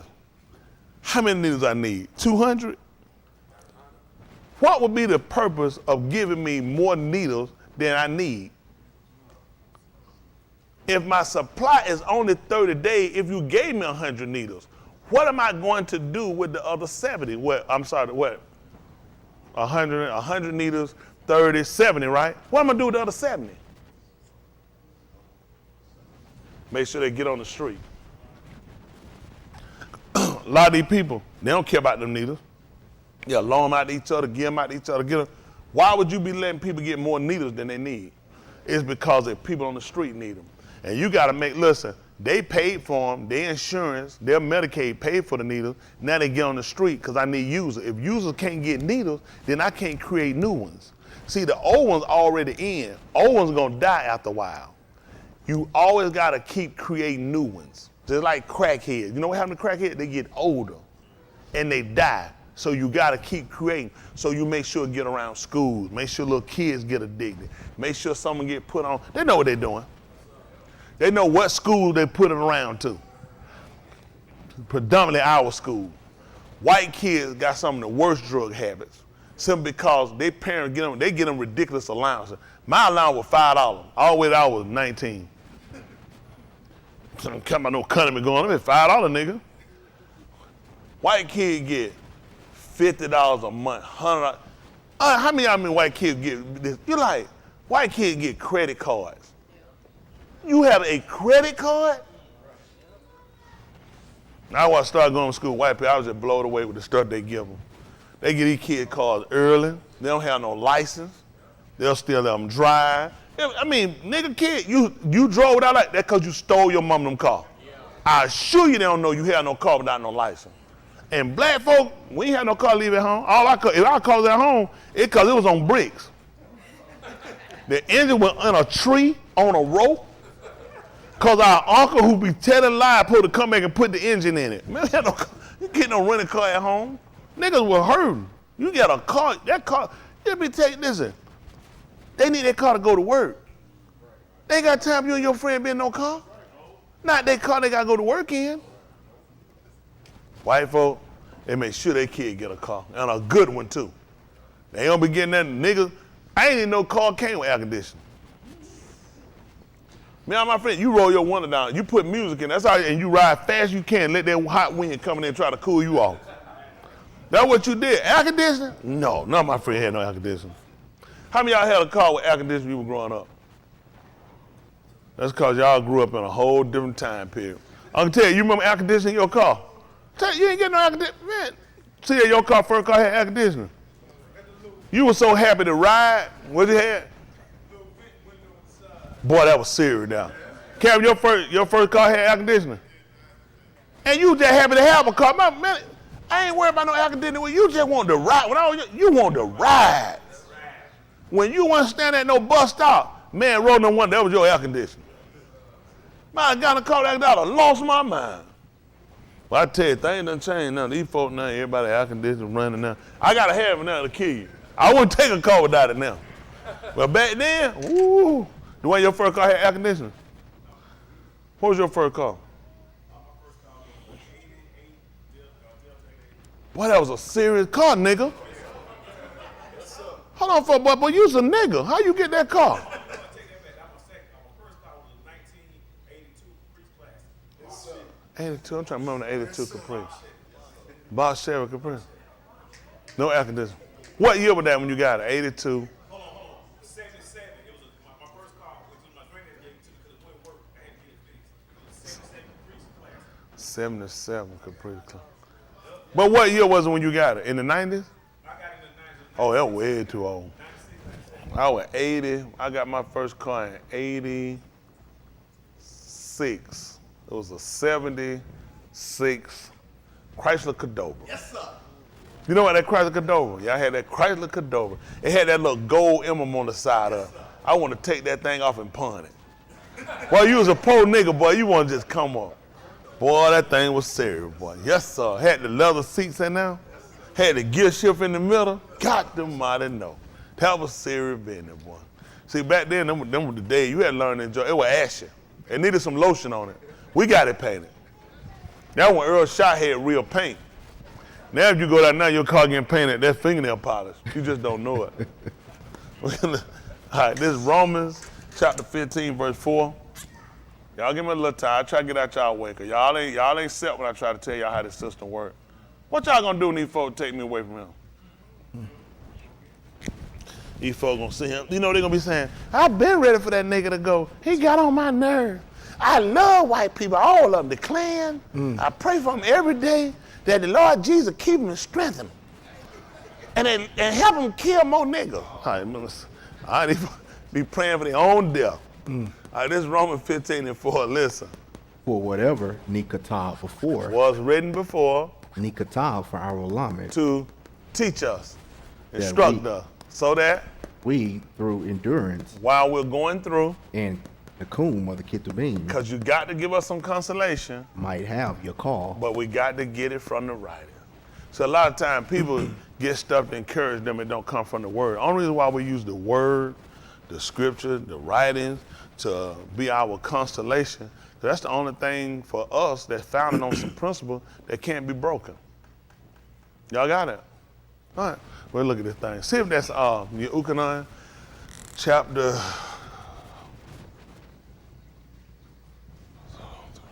1034.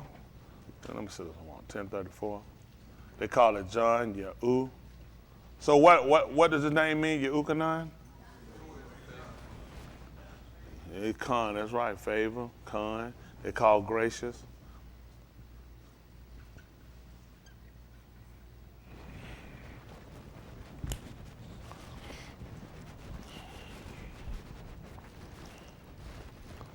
That's what I said, we had to have something we can compare it to. Okay? This is Yehukanan chapter 10, verse 34. Listen. Yahushua answered them, is it not Kitab in your Torah? Is it not written in your law, in your direction, in your instruction, in your manual? What did you say? Ye are Elohim. I have said you are Elohim. Can we see what Elohim means? Elohim. He loves them vowels, don't he?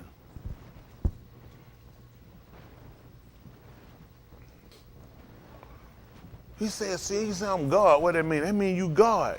So you define the word with the word. I guess the only way to do that is know what the word means.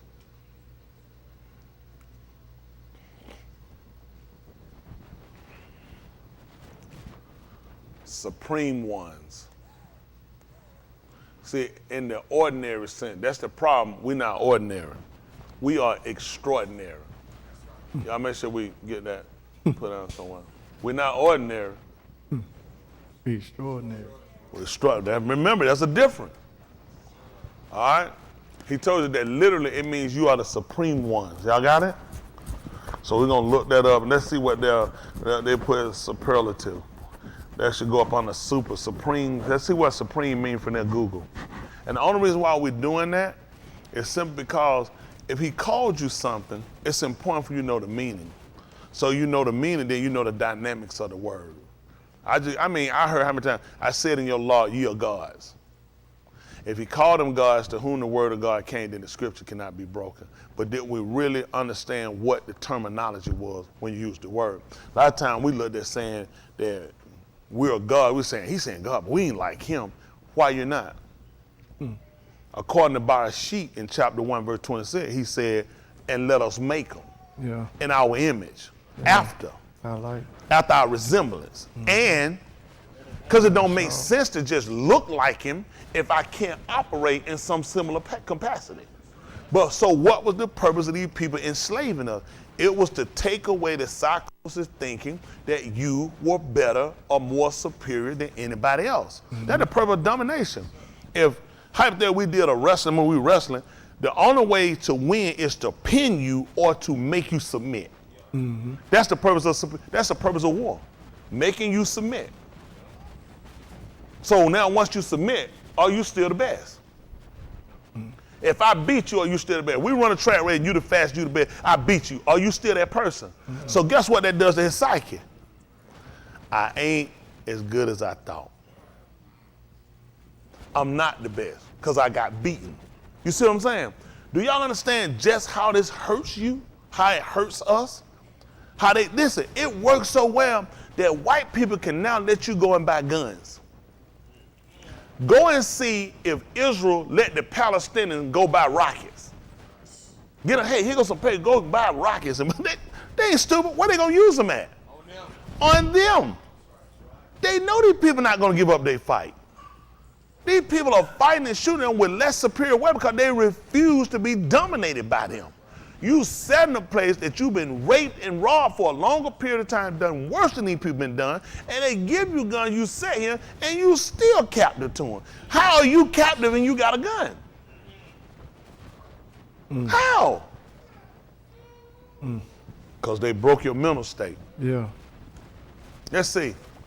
Supreme. I'm looking this up with y'all. We learn together. How about that? What? Of Authority. Or an office. Can I see what authority is? Because I'm telling you what hurts us. First thing we say authority, police come to your mind. But the police powers come from a greater higher power. Police don't get themselves power. They come and say, we're the authorities. Someone has to give that to them. Police can't get themselves authority. They're only mandated to work under some laws. Their authority is given to them. Okay? Authority, Right. to give orders. So let me say, Yahushua told you that you can tell an ox to be removed and it can go and it can do it. What do I have to do to be able to do that? I gotta have authority. First thing we do, tree, move, and go over there and plant yourself in the ocean. Who you a nigga? Why do you think they were fascinated when Yahushua spoke to the Ma'im? And told, because they knew he had authority. Adam in the gun had authority.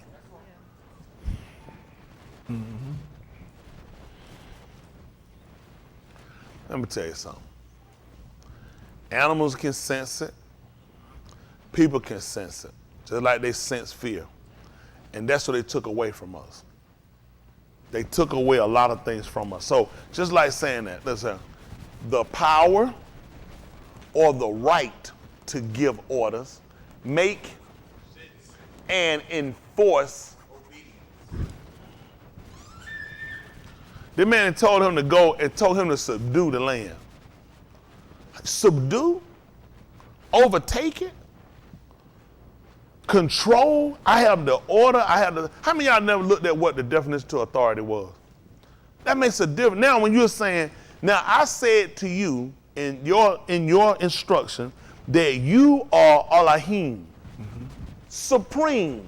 Now we've gone to look at supreme. Supreme took us, one of the words was having authority. We need to understand what was authority. The power or the right to give order. That's why the police and them don't obey you and don't listen to you.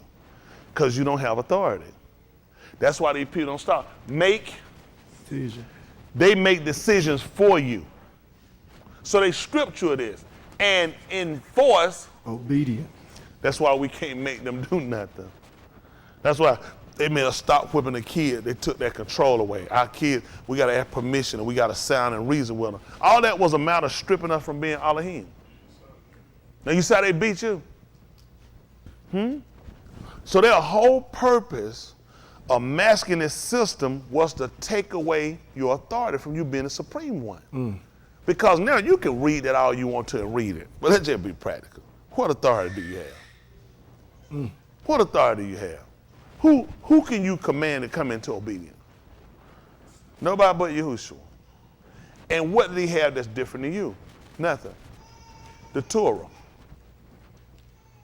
The knowledge of. Example and patterns to follow. They took that away from you. You can show some people a dress or a shirt and they can sew it simply because they've gotten a skill set and they can work from seam. There's some people, they need a pattern to follow. And if they got a pattern, they can cut it to size and they can make it to fit because they're only following the pattern. There's instruction to show them how to interline and interjoin certain things. And when they get it completed, it's similar to what was demonstrated, what was shown. They took your patterns away from you.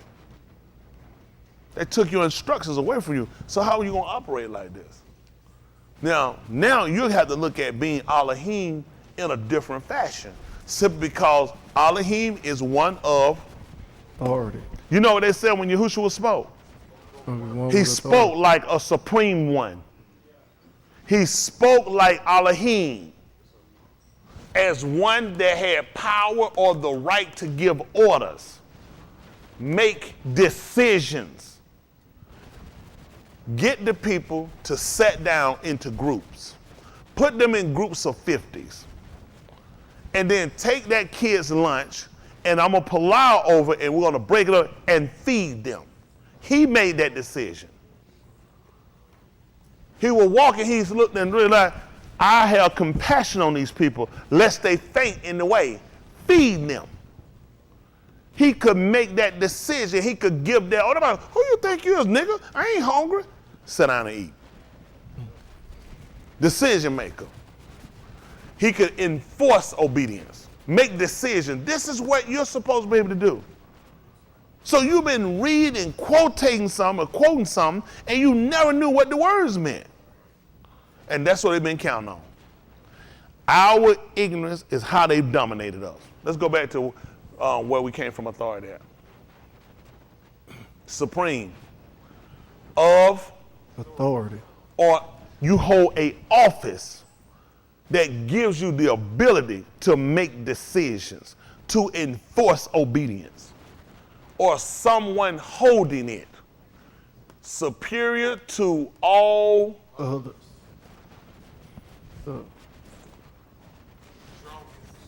Not. That can be rated either way, depending on who you're talking about. Mm-hmm. Everybody can be strong, depending on who. If you put some adult that's weak and you use Xavier, they will be strong. But when you match you along with everybody else, you're the. Not only that, you are the most or Yes, white folk can afford for me to know this? Mm-mm. How that gonna handle? Are you the strongest? You got the ability to enforce. You hold the office. You have the right. You can make a decision, and then I'm gonna try to tell you what to do. How that gonna work? Not. How that gonna work? If you're the highest ranking, you're the highest, and this is what we refer to Mr. Yahuwah as the Most High. Because we're saying he's the highest. You see how all this makes a difference, even from looking at their definition? They'll give you words and know that you're too lazy to realize how they correlate with you and what abilities that you have. Let's look at something. Let's finish this up right quick. 10:34. Yahushua answered them, is it not written in your Torah, in your instruction, I have said, you are Elohim. He asking a question. Let's see what he told him next, 35. Listen. if he called them Elohim, unto whom the Debar of Elohim came, and the Kitab cannot be broken. Violated. C, one to whom the word, the Debar of Elohim comes, is Yakra. What do you call it? Is it Yakra? Yes, sir. Yeah, Yakra. Elohim is called Elohim, and the Kitab, Ha-Kitab, the scripture, cannot be violated. Can we see what violated means? I know we realize what we have definition of, but it's just good for us to know. Listen, y'all sleeping there, y'all go home. Well, well, don't go to work. I want to fight this ignorance we got.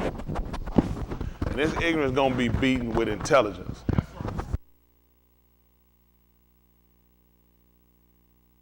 Y'all mess around too much. I'm just being honest with y'all. Y'all don't take this and use it with force. Force is important. That's how we recognize how we got to the point of salvation. We'll look at that since we brought it up, okay? Violate is a verb. Just important to know what they mean. Y'all know what a verb is? That's right, action word. Y'all know that already, right? Y'all know that, a verb? How many young people didn't know what a verb was?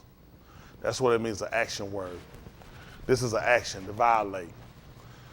Break or fail to a rule or formal, he said you violated. Now this is a sentence or a statement that they violated the terms of a ceasefire, which means they went against it and started back shooting.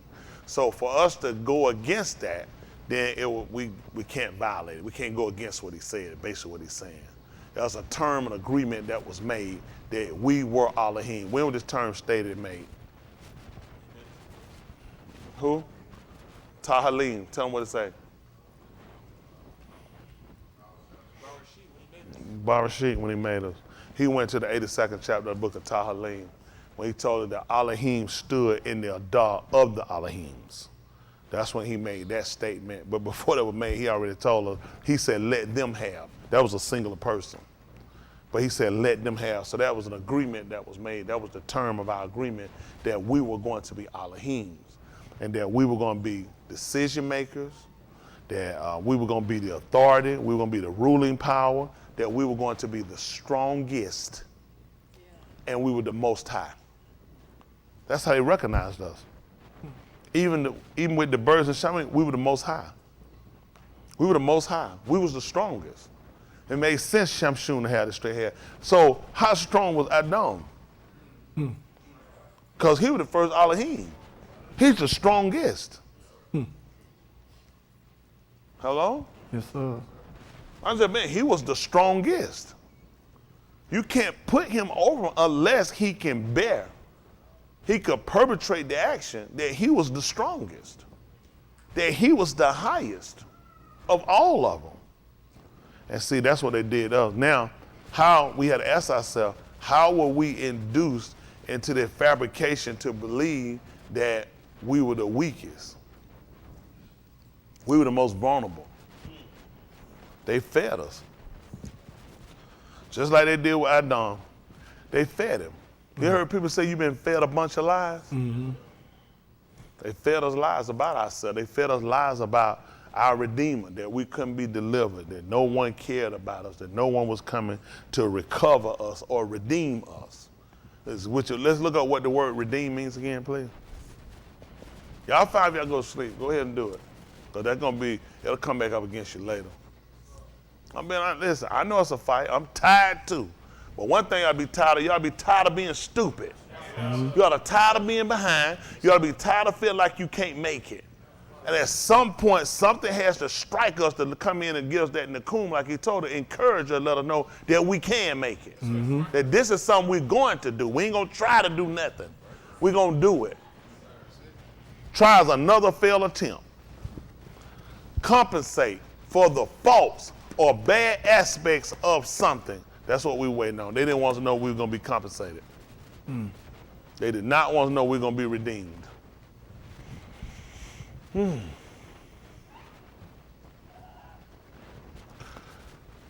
Do something that compensates for poor past performances or behavior. That was the purpose of Yahuwah coming in, Yahushua coming for us. Because he was doing something to compensate for the poor past performances or behavior. That's what happened.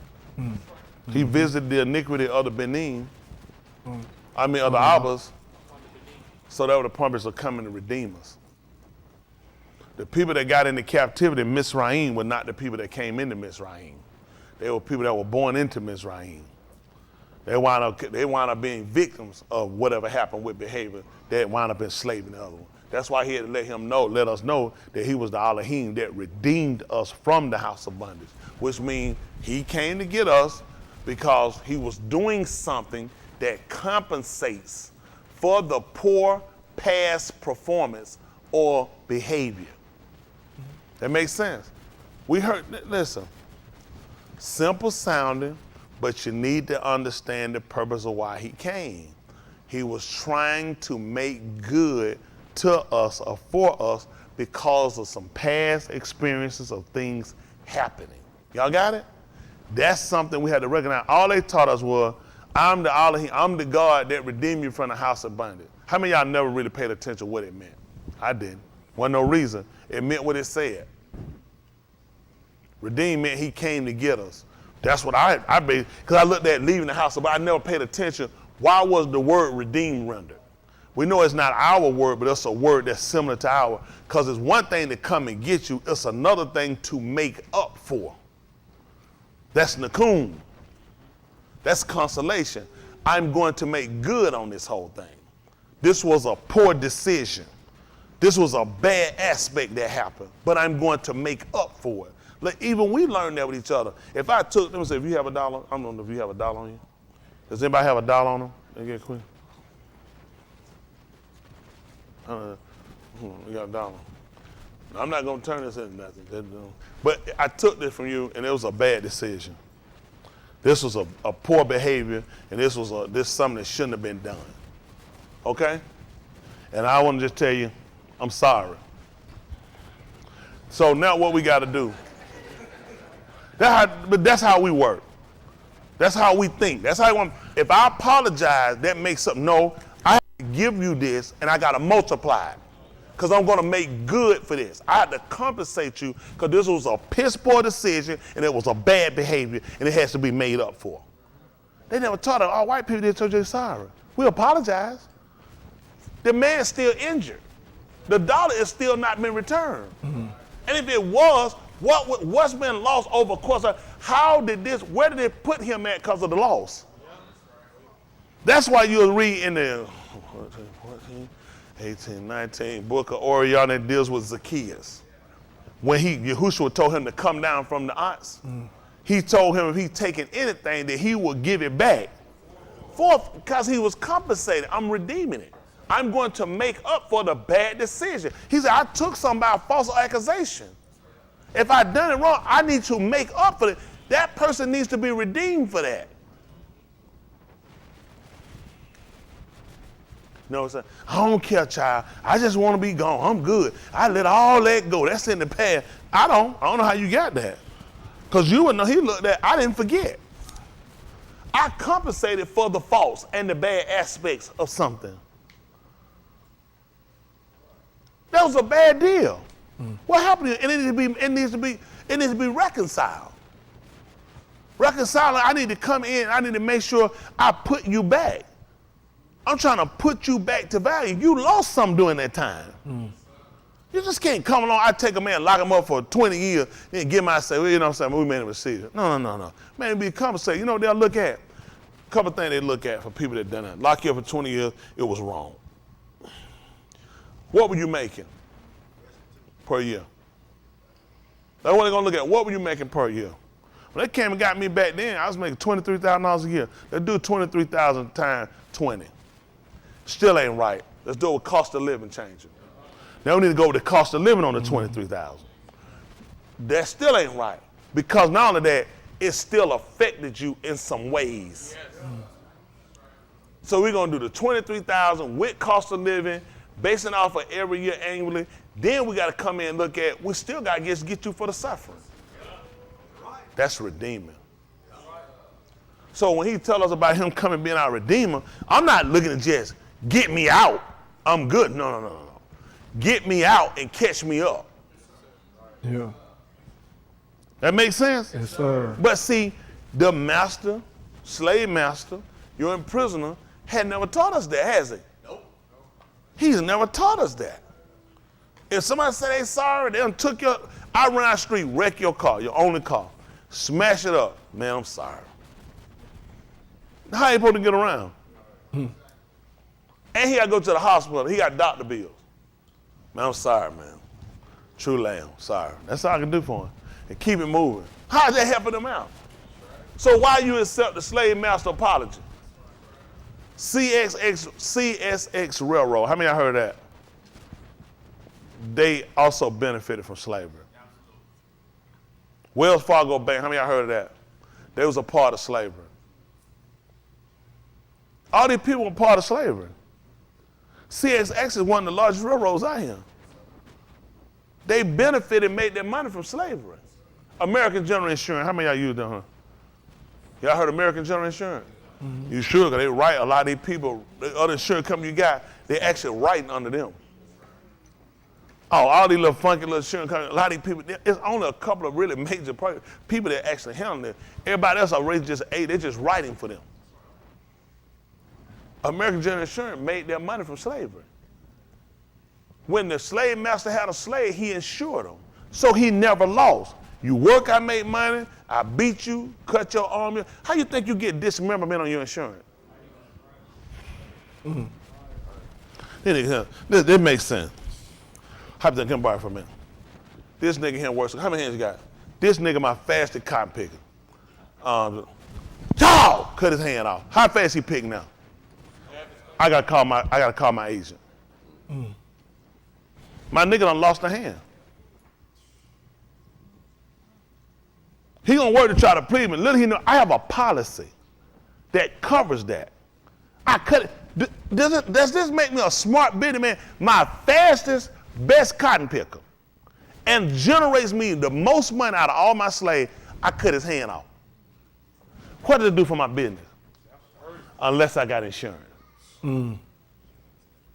I tell him, boy, I need you to run, go ahead and give me. This boy runs so fast to get stuff done, I'm gonna cut his leg off. And he benefits my business. Is this a smart business decision? Unless I have insurance on him with dismemberment. Most of y'all don't even know. How many of y'all didn't know your insurance had dismemberment? You lose a finger, you know you can call your insurance company. Your body, they insure the whole body. So if he lose this, his policy should pay him for that. Listen, it goes from joints to the digit, to the wrist, to his elbow. This pays a percentage of his policy. This whole arm, his policy covers that. Let's go. So here we would think, oh, the cracker crazy. He don't care to come out. Nigga, this business. This nigga ain't moving fast, he used to move. I cut it off. I got money I can get off the rip.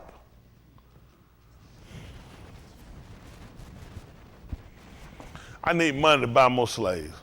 Come on, nigga. I'm gonna cut your leg off.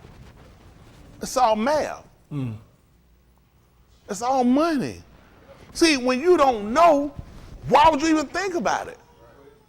Yeah, the psychos we thinking, Master Crazy, he'll just kill me because you're insured. Master Crazy, he'll cut your foot off because you're insured, nigga. I'm not just gonna sit and cut my money up. American General paid that. American General apologized to y'all niggas. Most of y'all, how many of y'all got a Wells Fargo account? Go and see your raise hand. I know. Tell them thank you. Say it's good. You helped fund it and facilitated the captivity, the slavery of our people. And I came back to give you the money I made since I so-called called myself out. All these people played a part. Ain't nothing you're gonna escape. It's just when you understand who all played a major hand. And y'all know Wells Fargo is like one of the third largest banks out here? Most of y'all don't know. Who know the first one? Bank, tell them louder, Dwayne. Chase Financial, he just didn't know nobody, he was talking. But then he's fine because he's American, that's what they're gonna tell him. Chase is actually the largest. Chase is from England. They ain't went nowhere. Chase family beat them out. Everybody you would think Bank of America, because that's what they want you to think. Chase Manhattan is actually larger. These people have fun to set the place up. Nobody gonna get big enough. Wells Fargo been around a long time. From the cowboy days people went to Wells Fargo, that's the name of the stagecoach to take the stuff. So Wells Fargo, they blew up and got in that. They got in the mortgages, started owning your homes. They always had a part of it. So so the so-called Negro had never left slavery. Because all the companies that actually played a part of it are still here. These companies are major, and most of your goods, most of your stuff, and you working for them now. I work for CSN Railroad, so ain't nothing changed, huh, nigga? You ain't no nigga say he own it yet, has he? I work for Wells Fargo. I know, nigga, that's who you been working for. So banks have to invest their money. How you think banks don't, let me see. Y'all got 2 accounts y'all gonna open up, okay? Y'all gonna put y'all account, just say y'all do direct deposit y'all check. Just say y'all check $500. So if you give me $500, y'all deposit y'all check every week, I'm gonna give y'all free checking. Let me see, I'm gonna pay somebody and a computer system gotta run to keep up with y'all money. Y'all gonna go to the ATM and withdraw y'all money and write checks? That's gotta run through and gotta clear. And I'm gonna let y'all get it for free because you deposit your money. And because I'm taking your money, I'm investing your money in other stuff. Other illegal businesses and so-called legal businesses. That's how I'm gonna let you get a free checking. Only up to so many checks. After that, I charge you. Too much deposit in the check, cash, I charge you for that too. That's money we gotta count. Nobody count that junk run through a machine. Most of it electronically. So that's how they come back and they beat you. Banks can't survive if they take your money, invest your money in mortgages, other loans. Some loans they get involved with, especially FHA loans are good loans. You know why they're good? Federally backed. So for a mortgage company, it's really not smart to go ahead and consent to an FHA loan unless, really, I need you to default. It's really not a good business practice to hold your loan for 30 years. It's really a dumb business practice. It actually makes sense to put out these bad loans so you'll default in 3 years, 5 years, 2 years. Then I go to the federal government and say, you ain't gonna believe it. So now the federal government had to come back and pay me my money. So I made money off this loan. Then I got all my other money back from the federal government, and I did it quicker. Plus, you ain't gonna believe it, I'm gonna take your house and I'm gonna sell it and let people and put it on auction. You know what the nigga gonna say? Man, he got so much money. Man, he just put that house on the auction and he sold it for half of what it was worth. Cause you're a dumb nigga. You think I can stay in business if I sold your house for half of what it worth? I only did it because I took it back to the federal government and they paid me for it. And I got to walk away with that money too. So the reason why I have to tell y'all this, because now this is how they try to get you to believe you're not the superior one, you're not the most highest, you're not the smart, because you don't know these things. They don't give you people to teach you stuff like this. Church is made for spirituality. It's called stupidity. You run around a room and say you loose. You're running in a circle, nigga, okay? You hollering and screaming and slobbering and rolling on the ground and they sticking ammonia under your nose, stuff they use to clean floors. They get rid of filth, odor, and smell and contaminant, and they stick it under your nose to bring you back, which is probably killing your brain cells. So all the stuff you're doing are just retarded practices. Then when you walk, you go back out here and get in your car, broke down, you don't have a future, you don't have a real realistic plan of survival, whether it's salvation or even you just making it. Because they work hand in hand. You can strive all you want to salvation. Depending on what you're going to hit on the outside of your door, it will crumble your world. The right situation occur and you can't financially get out of it, you can't figure your way out of it, it will crumble what you believe. So why do you think so many of our people move away from what we call spirituality? Why do you think so many of our people give up? Because there's never been a sufficient plan issued out in any of these religions that actually taught to us on how to survive on the other side of that door. Do you spend more time in here or on the other side of that door? What you're hearing now is beneficial, but it needs to be able to help you on the other side of that door. It needs to help you when you go out that parking lot, go right or left. If all you do is, back out here to the devil. Gotta go and get my mind set when I got to the devil. you should have already been infused and taught and been on an intelligent enough basis to already know how your enemy works. Shaul taught us that we were not ignorant of unless, why? So how is he beating you? There shouldn't be an advantage if you're being taught and told. If you're being shown, he should have less of a superiority over you. Superiority should be coming on your end. People are not practical. They're not practical because you want to come in, you want to hear something that make you go all around this room running, shout loose and money that's falling out the sky. When does this ever happen? You know how people accumulated wealth? Through wars, through the take or either subduing people and people bringing them tribute to them. People bringing taxes. Taxes were not invented by white people. Taxes were people paid tribute because of a person's status. They paid tribute. That's how they got the taxes. White people came in and made you look as though they created something. They got it from us. Let me say something. All right, see if that's the book of Kazum right quick. Kazum, I ain't gonna be able to hold y'all long. You look terrible. Man, all of you look terrible. But I'm gonna give me some folk that gonna have a mind to do it. Kazum, they call it Revelation.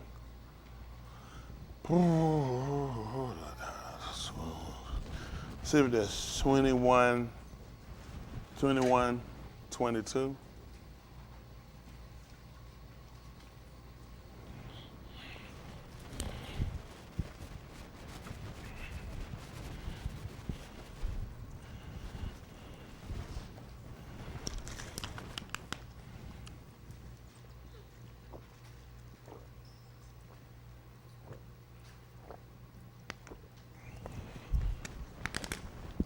I know I talked a little long earlier, but somebody help somebody. I ain't gonna be able to help all these people. That's just been, I'm not gonna be able to help everybody. I'll try though. I will attempt it. It's up to you what you take and what you do with it. But you be reading with yourself. What I'm saying sounds irrational, erratic, not possible, not achievable. Why are you him? Everybody you know done lied to you. These preachers don't lie. They say they look honest. They're not honest. They haven't been honest. These people told you the truth. Told you what they really thought, they deepest feel, and just being practical you. Why the preacher only one got something? Why is it not a push? They want, you look at these places, they want to raise money to get a family life center. You gonna live in that church? You gonna live in that life center? It's gonna be off limit to you anyway. A life center, you can't even live in it. Where do you stay? That's what we need to build up, where you stay. You need to be able to have an opportunity for you to try to achieve this thing. He said, didn't I say you were Elohim, not the preacher. This was not limited to one person. That this was a race, this was a Goyim, a nation, a nation of Elohim, superior people. Why y'all think the Germans try to push themselves at being superior and intelligent? All these nations try to push themselves to be superior in athletics, in education, in business, because they've all watched us and looked at these are all the things that you were great in.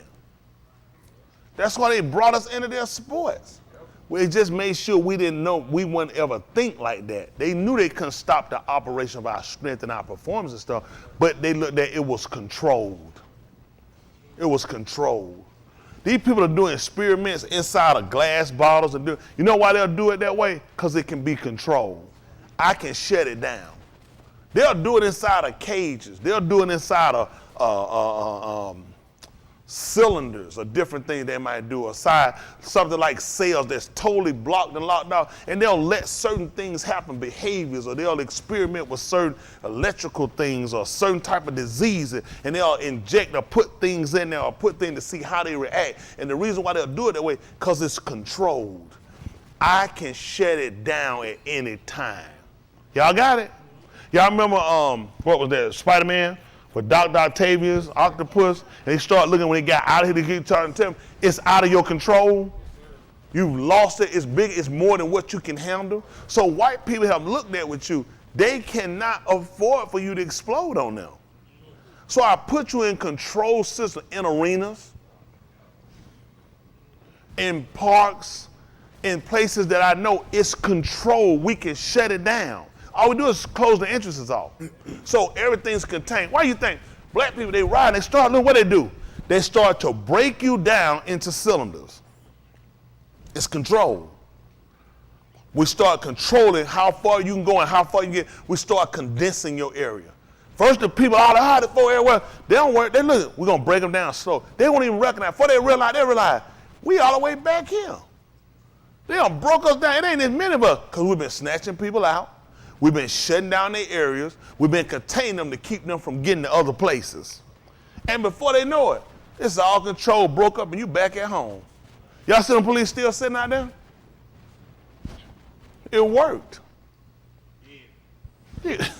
They don't know. Yeah, don't worry about it. I tell you what, they're afraid of white people. White people ain't stopped. True. That's right. So they know January the 6th ain't over. They still mean by January the 6th. That's right. They ain't mean by George Floyd. Nope. Breonna Taylor. Nope. They mean about what they getting ready to do in August. Yep. That's right. Because they ain't stopped. They just locked up some white boy who getting ready to blow up the Democratic Center over there. Man, these white folks ain't stopped. They ain't done. They can't contain white people. White people already know how to operate.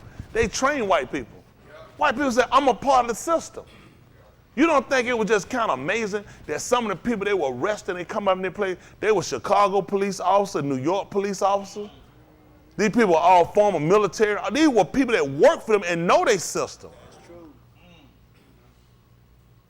Who were calling for the killing and the massacre of these people. Police officers. Yep. Active police officers, retired police officers. Military people, active, retired veterans who served in the intelligence, who stood on front lines, and they were there to kill these people. And you should be asking yourself, what do these white people know that you don't know? Right. Right. Why would these white people sitting here to come to kill people who give them the authority? Why were they here to break a constitutional oath that they took? Because they know more than what you know, and they want to buy just no Trump either. You just an idiot if you think all them ran it up for Trump. They ran it up because of other things they were looking at being taken from them. They see this stuff coming. Nigga, everything we get, we behind. I was talking to somebody, I'm gonna tell me, I'm calling that. Tell me about the dog web. I want y'all to go on the dog web. That's a lot of information on the dog web. Now, let me get this straight, just so we can cut the stupidity off real quick, okay? Is there a different internet server for the dog web? Can I go to the dog web from my computer? Don't you know all these computers run in one database? I don't know how these people get this stupid idea of no dog web. You think that actually let your line run and intersect somewhere different than everybody else's? You can't be that stupid. You think they got different servers? My computer, dog web. It's, dog web. Let me go over here. I'm not going to channel through no other server. All this stuff is going to one database. All your information come from one place. You think, listen, that make it much sense if the government can't control Bitcoin. Same Bitcoin, the FBI just went took that $1 million ransom they took for this oil that they shut these. The FBI went and got that money. The money that those people charged them to open up them gas pump line when all their gas went to shortage, the FBI went and got the money back. The Bitcoin back, that I did say, the Bitcoin. Recovered the Bitcoin from internet hackers. Some of the best hackers in the world. The best in the world, the FBI recovered the money. They recovered Bitcoin, the untouchable, impregnant Bitcoin. Y'all folks better quit being stupid. That's right. That stuff hooked to an internet server. These white folks don't work like that. Come on, man, that's crazy. Y'all can't be that stupid. Let me see. Let me ask something.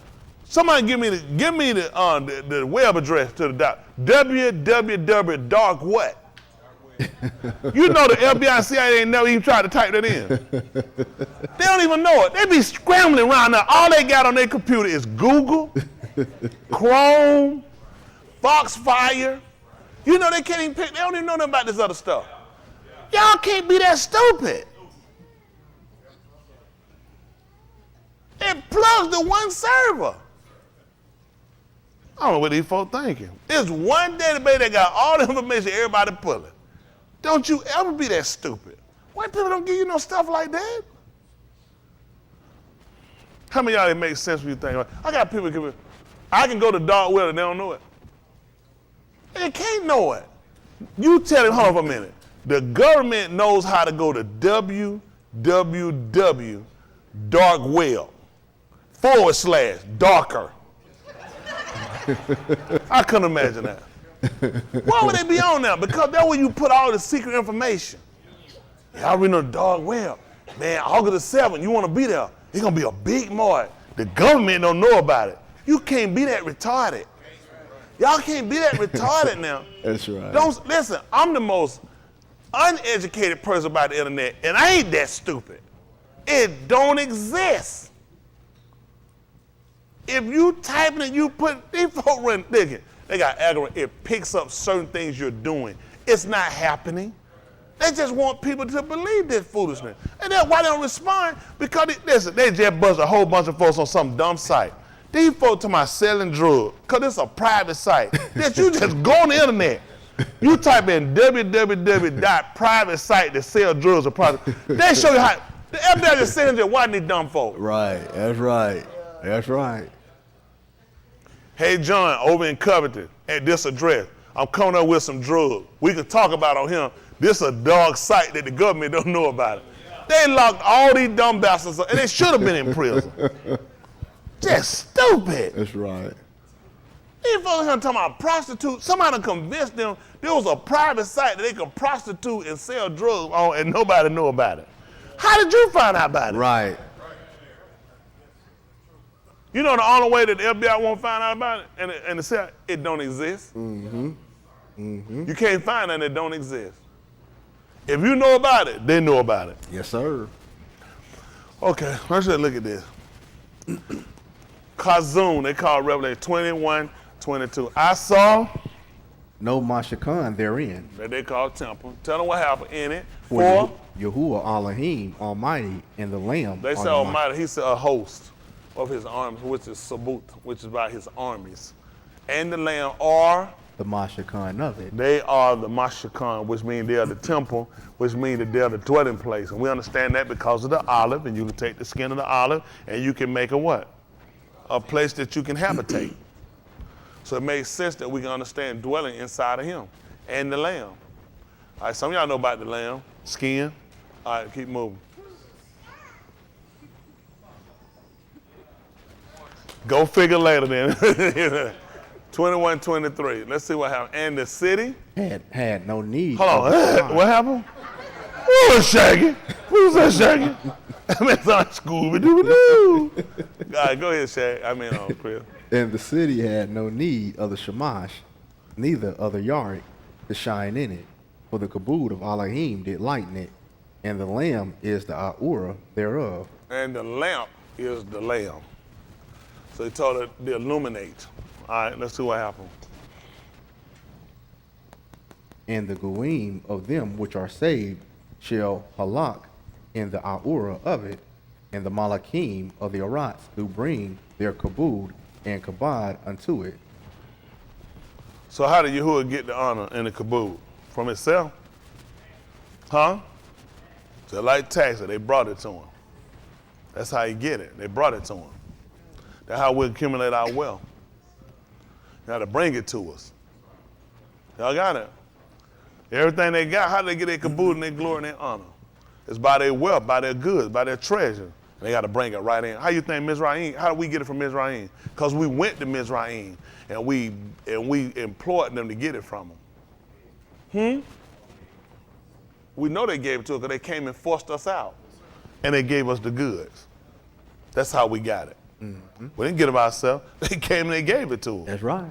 See, after they seen all their people being destroyed and their people dying, their kids dying, kids dying have a lot of effect on people. Yeah. Yeah. A lot of times people get over what they say, but the kids. It's about the kids.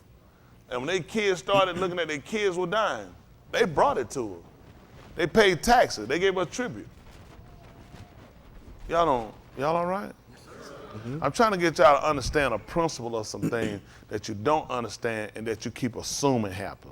Because you keep thinking stuff is just happening, things just happen. They're not happening without a reasoning to them, okay? These people have to bring it back to it. Like they're going to grab hold of the skirt of us. They got to come back and admit it. They got to give it to us. Hello, they're going to have to do it. He won't have it no other way. They got to recognize. Hello? That's not beyond your ability. That's not beyond your comprehension. They have to recognize. Y'all got it? See, these are the things. Now we're looking at moving into a period of time where people are afraid because we're getting ready to look at taking the mark. What is the mark? The chip. He says the chip. Is there a dip with the chip? Just asking. The mark of the beast is what people are fearing now. And we start looking at things that they're getting ready to enforce upon us in order and to keep us to be able to trade and be able to do goods and services. And now we're looking at how they're starting to work when it comes down to the shot. They're removing people from the jobs. They're getting people out of certain professions. They're going to start keeping people out of buildings. They're going to start keeping people away from certain things if they hadn't got the shot. So the mark of the beast has become something that's been real significant, and people have been running and panicking. They don't want the shot because of the mark of the beast and all these different stuff that they run, they're saying. So we try to come back and we're trying to get some intelligence about this thing, okay? Yes, sir. Let's see the 13th chapter right here, the book of Kazum.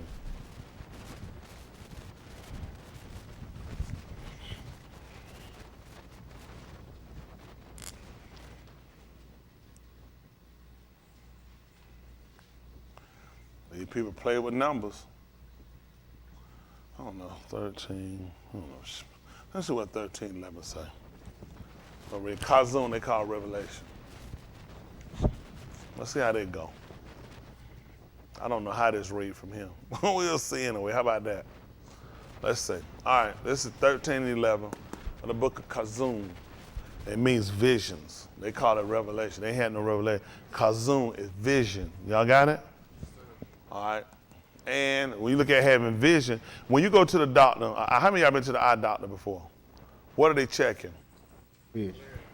Vision. They're testing to see where your vision is, to make sure you can see. So this is a book about us seeing. It's checking your vision. That's what they do. They call themselves Vision Center. Eye doctor, a vision center. They're trying to check your vision. They ask you about your vision. They ask you about your eye, but your vision and what they're trying to make. Can we look up what the definition of vision is? So we have an understanding. How about that? Because you're reading the book and you're hearing the name, what's the purpose of the book? The book is called Vision. What's this? The faculty or state of being able to See.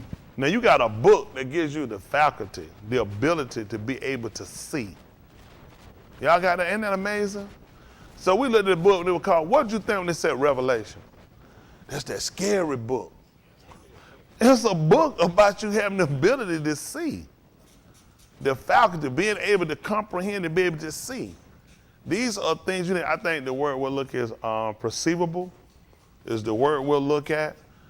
Perceivable, which means be able to sense things, to come into senses. This is part of your sensing. Seeing, hearing, tasting, feeling. What's I left out? Smell. All these things you use. These are the 5 things that Mr. Yahuwah has granted you in an operation to be able to detect. When Yasakap, when he began, his vision became dull.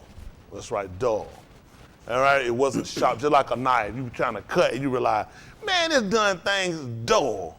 And you're right, it doesn't have the ability it once had. So his sight, vision was dim, okay? With that being dim, there were some things he was still what? Familiar with. When Jacob was going in to prepare a meal for his Abba, such as his father, a heart, which means was well pleasing. Well-pleasing is what we're going to look at, because that's significant. That's what he told us about Yahushua. This is who I'm well pleased with, right? So there are some things he gave us, some dynamics that let us know what pleased him. He said that when a man, the rock, He's Elohim. please, he's able to make his enemies, his adversary, be at shalom with him. Okay? So all these things that we're trying to put in, we're trying to grasp that, okay? So now we look at him coming in, because when Jacob was going in, he realized something. The person that I'm trying to emulate is very hairy. I'm a man that's smooth skinned. Pre-adventure, let's just figure that when I go in my father, because he can't see, so let me just see for a second. I can't see, so that's what I'm saying. Can I use it for a second? So I'm blind, I can't see, then I'm going to try to feel, touch. This is one of my senses. So certain things gonna strike me out the rib. I'm feeling this smooth. This is not him. I don't have to see that, I can feel that. On top of that, he looked at when his mother said, well, what I'll do is I'll take the skin off of one of the carcasses and put it on your body. And the hair of it will be rough like the hair, because you know it had to be an animal of a rough skin, because the Negro hair ain't smooth. So the animal hair, it has to have some similarity to it. On top of that, he realized something. He said, when his son would speak, just say something. The voice is that of your code. So he's using the other four senses, because now they're heightened. My feeling, I'm automatically detecting this is not him because it's smooth. So there needs to be something. On top of that, the sense of smell. Because of the occupation that Jacob had and the occupation that Asu had, Asu was a hunter. Anybody familiar with a hunter? Hold on, somebody said, damn, what? What you say doing? Aim, game, smell. Okay, he's right. So you can be used for that, but you still say right there. He is pissed right now. He gonna go back to Japan and tell everybody. But anyway, now. So now, he's going to typically, if you're a hunter, you can't come in smelling like something that's going to throw off the scent of the other animal you're trying to catch. It needs to be something that attracts your prey. Something that your prey will be less heightened to, that you can get that advantage over. Deer hunters will typically go out with doe scent on, because a buck is typically looking for a doe, a female. So when he smells that smell he get is also a smell of one that's when she's in estrus, or when she's ready to have relations. That's even more attractive to him. So this gives the hunter that advantage. So a lot of things he's gonna be looking for now is using touch, hearing, and smell. Now, not only that, once he gets the meal, the taste is going to spark him. So where they came in to try to take us out on one level, we should still have four other detectors. Some don't taste right, some don't smell right, and some don't feel right. Isn't that right? Right. And what we hearing we don't like. They got us. But he was able to use it, and reading the book teaches us how to be able to use these other abilities he's given us. Well, now Yahuwah come in now, and he wants to take us through a book that's called vision. The faculty or state of being able to see. Let's see how this works. What verse we at? 13, 11? Let's look at 3 and 16. Oh, matter of fact, before we get 3, let's do 1 and 7, 1 and 6. How about that? Let's play with that. Let's see where it's going. How about that? Again, people read books. They don't look at what's the name of the book, what's the value of it. See, again, they have a value point for every letter they use. There's a value in every stroke of what we have. We know that because he told us not the smallest stroke. Not letting us know what's our smallest stroke. The yard shall in any wide pass. So what do we learn about every writing, every lettering? I can't hear y'all this time. their value, that they were so valuable and they were impregnable. They couldn't be moved. So we had a value point on it. Even to the yard, the smaller one, something that we disregard, wouldn't pay attention. He said, not one of it, not the smallest stroke. So there's a value point. There's a significance in every part of our writings. They gave us Greek terminologies. They gave us iota. That's their equivalent to trying to match us out with the yard. The yard is our small, iota is their smallest writing in the Greek alphabets. That's why Pookie said, I don't get one flipping iota about what you're talking about. The smallest part. We said things, but we never knew what we were saying.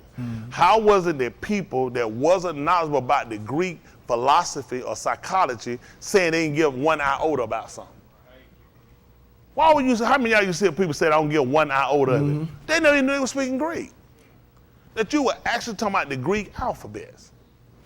So we got to come back and we got to be taught. Now this is 1 and 6. Let's see what he said. Listen. And hath made us Malachim and Kohanim unto Elohim and his Abba. To him be kabod and dominion for Elam Aman. He put forever and ever, without end. That's without end. Forever has an indefinite time. But what's believed when you say forever, that's an indefinite time, because you don't really have a number, day, ending. But when you do forever and ever, it's believed that that's without end. So it's a different, certain thing he told us was forever, indefinite period of time, because you don't have it. Y'all got it? Yes, sir. Well, when he used the terminology forever and ever, it's believed that's saying without end. And that's what we're saying here. Y'all got it? All right, we told him that he was a Kohan for and ever. He told him forever. After the order of Malach Sadiq. Sadiq. Okay? Aman. So be it. All right, 7. What is it? Behold, he cometh with clouds. And Every shall see him. who's telling us this? Who's telling us that? Who? Yuchanan. What is he using to tell us this way? Who? It's about division. It's about division that's coming. He's telling about division. Now we're talking about all sights working. We're talking about all senses on spark and working. We talked about Yasakal, only working 4. Now we're moving to working 5. We're moving to just tasting, smelling, and move away from just hearing and feeling. We're moving to every Aun is going to see him. But there are some things that have to happen first. We have to have manifestation. Okay? Behold, he comes with clouds, and every Aun shall see him, even those who Pierced him. So he's going to illuminate everyone's eyes. And All Matah. did he use Matah here? We use Matah.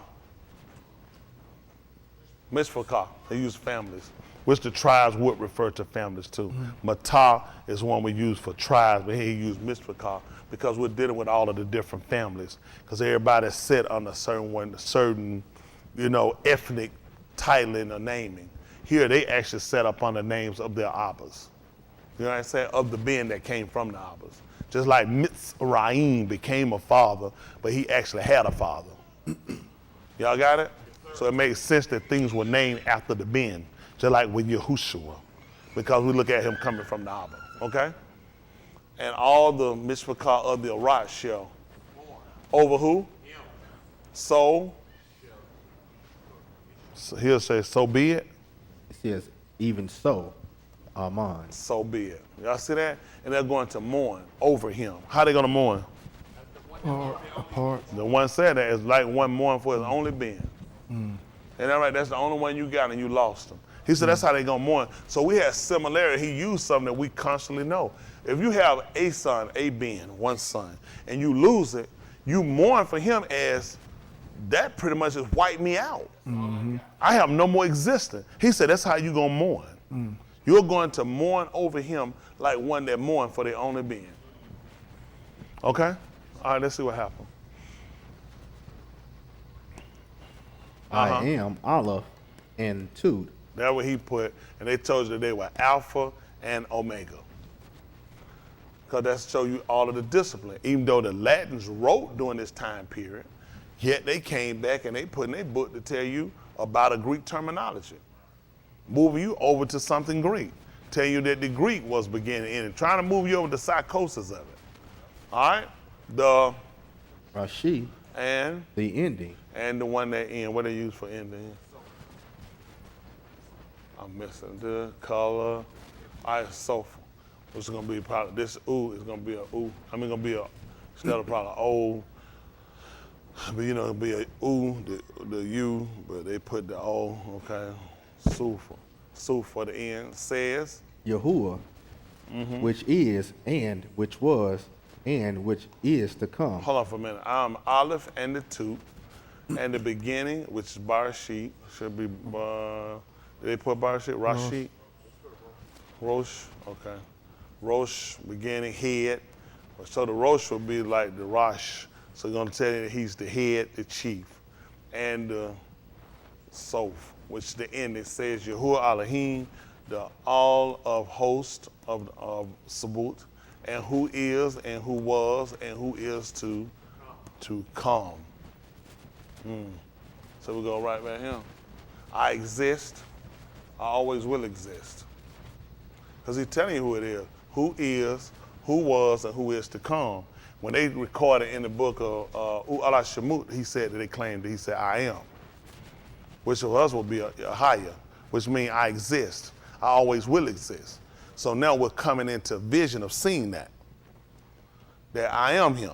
We've heard it before, but now we're coming into the recognizing of who he is. Because he did say, he's saying, I'm the olive and the two, but he used that quotation to tell us, then he came back and said, which is, who was, and who is to come. Well, he tried to tell them when he came on the scene to let them know who he was, that I exist and that I always will exist. And now we're getting to see this, okay? That makes sense? Because look at the statement, who is, who was, and who is to come. So we missed this because we run to try to look at the olive and the two. But he come at with telling what they stay where I am is letting us know that I always exist and I always will exist. Okay? Let's see, verse 9. Listen. I, Yehukanan, who also am your Ak, and Re'ah in tribulation, partner. and in the Malkuth and patience of Yahushua HaMashiach, Endurance. So he will use endurance for patience. For the sake of Yahushua, the Mashiach, the anointed one, was in the owl that is Kara Patmos, for the Debar of Elohim, and for the testimony of Yahushua HaMashiach. let's see what happened. And I was in the Ruach on Yahuwah's Yom, on the dawn's day. You, and Shammah behind me a great coal as of a shofar. And I heard a great sound, should be call, yeah, a voice sound as the sound of a trumpet. Shofar, ram's horn. Okay. Listen. Saying, I am Allah and Tut, the first and the last, and what thou seest, Katab in a Sefer, Write it in a scroll. and send it unto the seven Adah which are in Asua. So he told him, and what you see, and send it to the seven Shabai, the 70 Adah. Did he use Adah here? Okay. Kahal. What's that Kahal? With 70's S, he used the TH on the end. Which are in Asua. They're going to put Asia to Unto Ephesus and Smyrna, and unto Pergamos, and unto Thyatira. Thyatira, and unto Sardis, and unto Philadelphia, and unto Laodicea. Now we're gonna have to go back. We don't have time to go back and look up all these places. Go back over their verbiage of what they're saying. And figure why the importance of it, okay? Gotta be places where we were scattered. All right, let's listen. Verse 12. Listen. And I turned to see the call that spake with me. Which and gonna being- make sense and I opened to see. They said turn, so the eyes had to open to see, correct? Yes, sir. The call, which was the sound, which was speaking with me, and Being turned, I saw 7 golden lampstands, come on. and in the midst of the 7 lampstands, one like unto the Ben of Adam, clothed with a garment down to the foot, and girt about the paps with a golden girdle. Well, hold on. And in the midst of the 7 lampstands, one like the Ben of Adam, clothed with a robe, and girded a golden girdle about his heart. So it was wrapped up around this area, the girdle. So it don't say down to his feet. Let's say 14. His head and his hairs were white like wool, as white as snow, and his eyes were as a flame of fire. Y'all see this? Let's see what happened. 15. And his feet like unto fine brass, as if they burned in a furnace, and his call was the sound of many Maim. Let me see. And from his feet were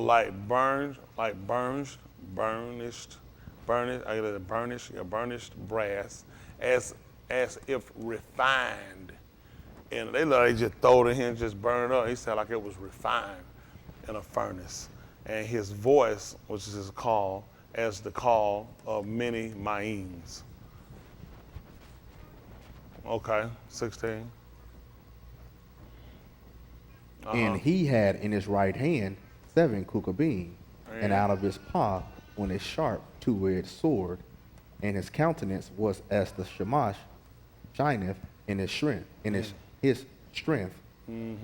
17. And when I saw him, I fell at my feet as moot. I and he fell lay- at his regard. at his regard as As moot. moot. And he laid his right hand upon me, Let's see what saying happened. unto me, Yara not, I am the first and the last. The living one. At the bottom, he put the living one. Okay, Kai. All right. I am he that Kai and was moot. And behold, I am Kai for evermore, Aman, and have the keys of Sheol and of Moot. He said, let me see. And I was moot, dead, and behold, I am alive forever and ever. So without end, Aman, so be it. And I have by my hand, the keys of Sheol and of Moot. So what did he just tell about telling us that? He has authority. You see that made then? He's Yes, sir. supreme one, because he's claimed to be Elohim. Right, So he's telling you about his authority, what he has. right, That I can make decisions. right, If I have the key, that means I can open, unlock the door. Right. That's what the key means. I can lock it or open it. By my hands, I have authority. I am the supreme one. I can make the decisions. So we understand verbiage, then we understand what he's saying and how it opens something for us. And this is something he wanted him to see. right. I want you to write it so other people have a depth of perception about my ability. Okay, let's see what he told him, 19. Listen, Atop the things which thou hast seen, see, back to sight again. The book is about sight. Write the things you've heard, seen, and the things which are, and the things which shall be hereafter. the things that are about to happen afterwards. Verse 20. All right. The hidden truth of the 7 kukabim, which thou sawest in my right hand, and the 7 golden lampstands. The 7 kukabim are the malaki of the 7 kahal, and the 7 lampstands which thou sawest are the 7 kahal. See, he was just letting him see, so that's how we had vision to understand what he was trying to get him to see. The kukabim and the lampstands. What's important for us, both of these give a'ur. The messengers give Ur and suited assembly. Because these were all lights. Okay? They're all Ur. The messengers and the assembly were all lights. That's what allows us to be able to see. That's verse 3 and 16, chapter 3, verse 16. Same book.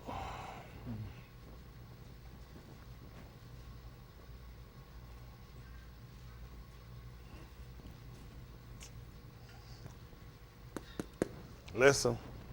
So then, because thou art lukewarm, and neither cold nor hot, I will spew thee out of my paw. I'm going to spit you out my mouth. All right?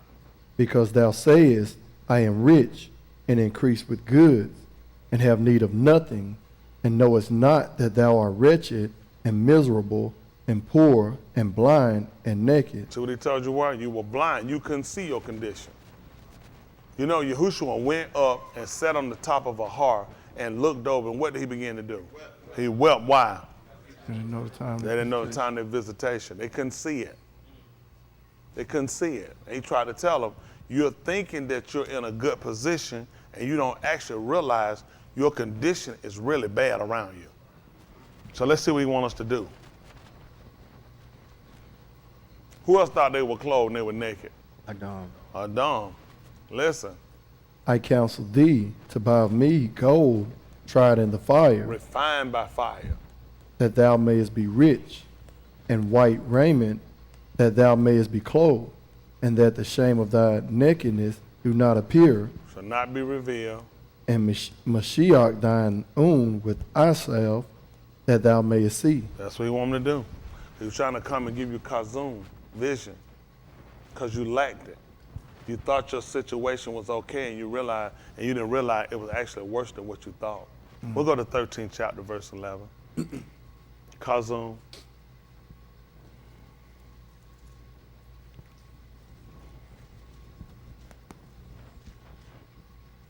Listen, 13:11. And I beheld another beast coming up out of the Arats, and he had two horns like a lamb, See that? He looked like a lamb. and he spake as a dragon. This makes no sense. This don't make no sense about a dragon, so they didn't know what to call it. This is medieval talk.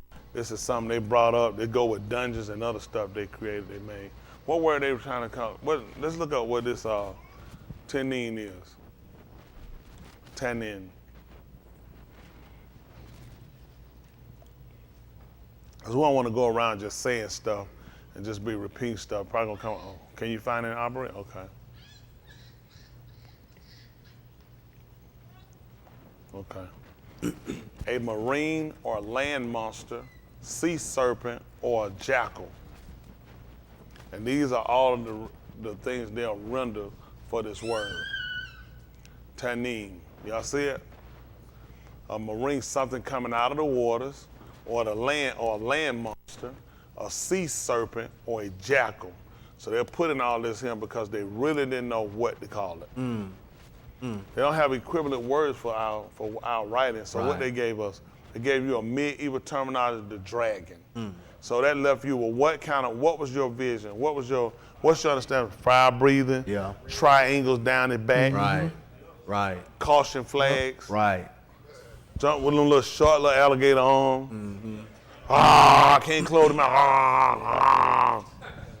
Going to try to catch white women out of a castle. Yeah. I mean, that's they get to throw you off.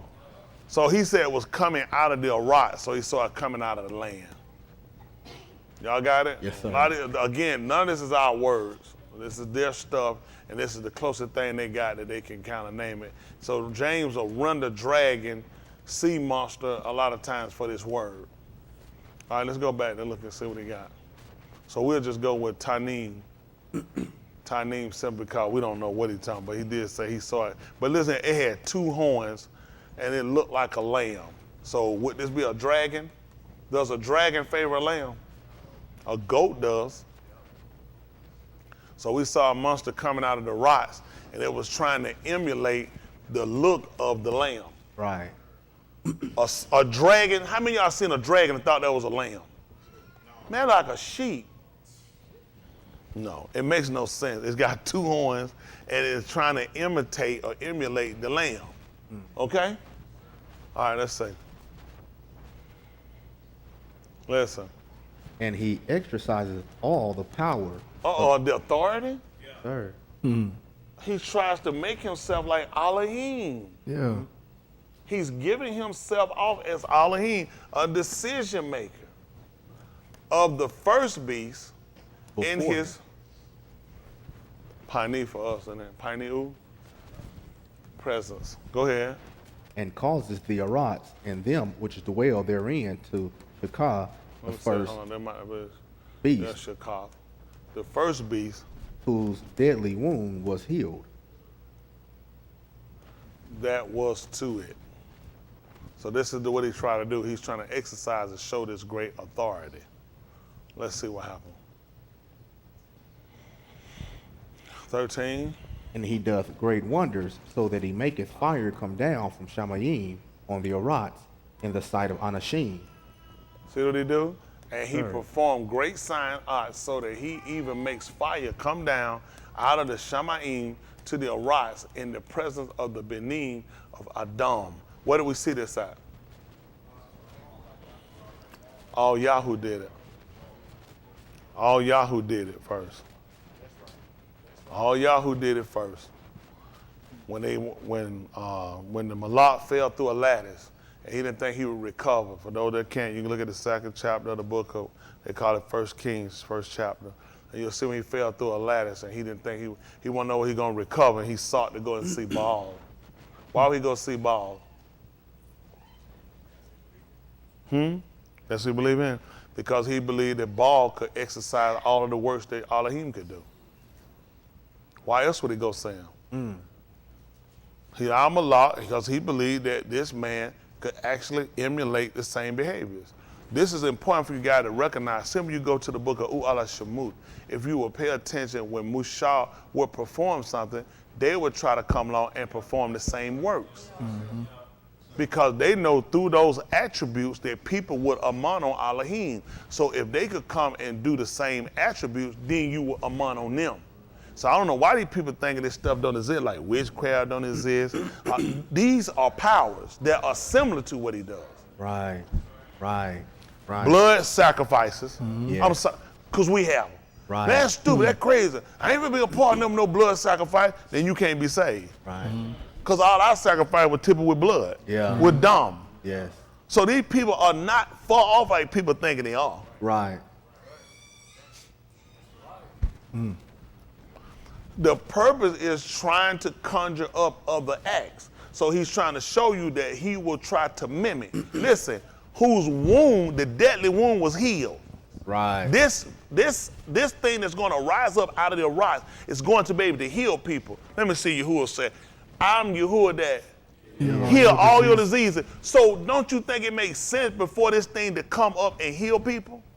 Because that gave us a belief system. That's right. That if something happened, I got sick, I could call on, come to, seek, and I could be healed. Right. So this is how he's going to draw people to him, because he's going to emulate the acts and the works. Right. I don't know why these people, these things that, I don't know how you don't think they are. They are powerful. Even in the sixth chapter book of Ephesians, he told you that you wrestle against, let me say, Not again. power, spiritual wickedness, and if Yahuwah is the only ruler, how you wrestle against other spirits? Because there are others that have attributes, and they're going to emulate him.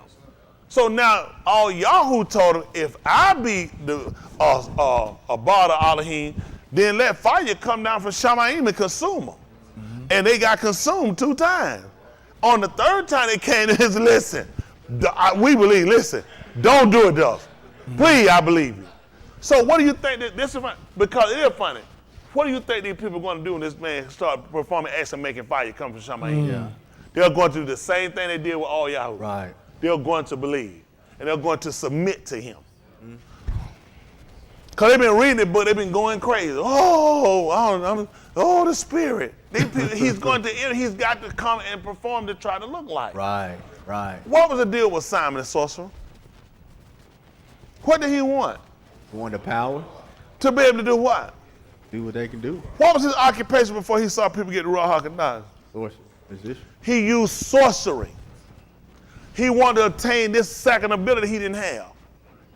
If I get this, I'm official like a whistle.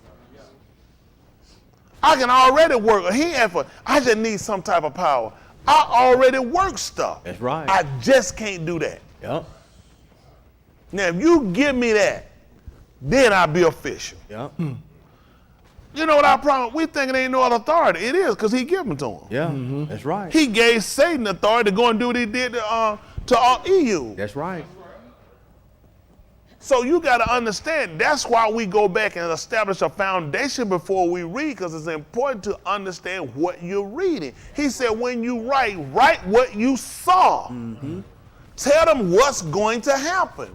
And if we're familiar, knowledgeable of our Torah, it makes sense.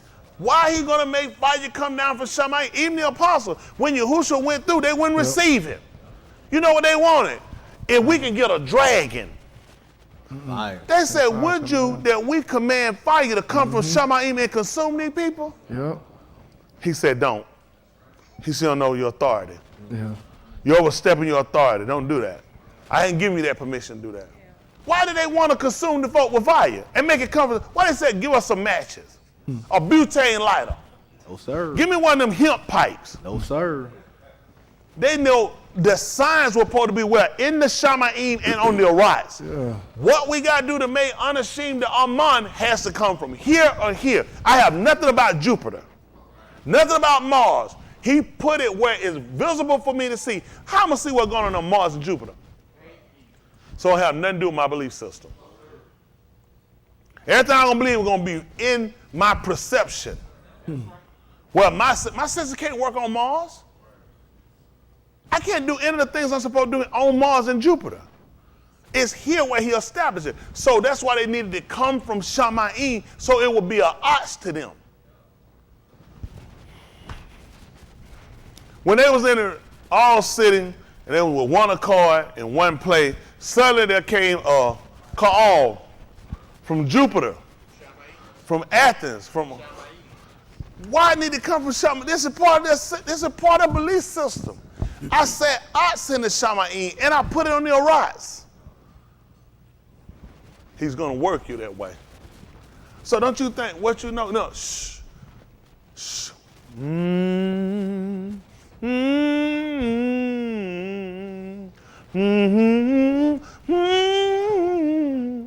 I'm trying to teach y'all to moan so the devil can't hear us. He need to hear us that he don't know the book. The man said, Shammai. You know how dumb this is? He don't speak Abari. The man came from Shammai. All right. He don't know Greek and Latin. That's stupidity, man. That's stupidity.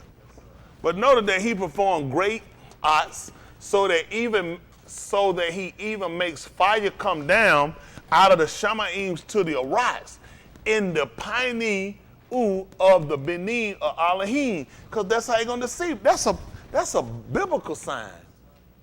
It's got to be the Lord. That's how they're going to get us. Yeah. Listen. Y'all give me a little bit. We just jumped over here.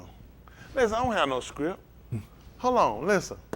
And he deceiveth them that dwell on the Arats Wow. by the means of those arts, which he had power to do in the sight of the beast. Let's see that before you go.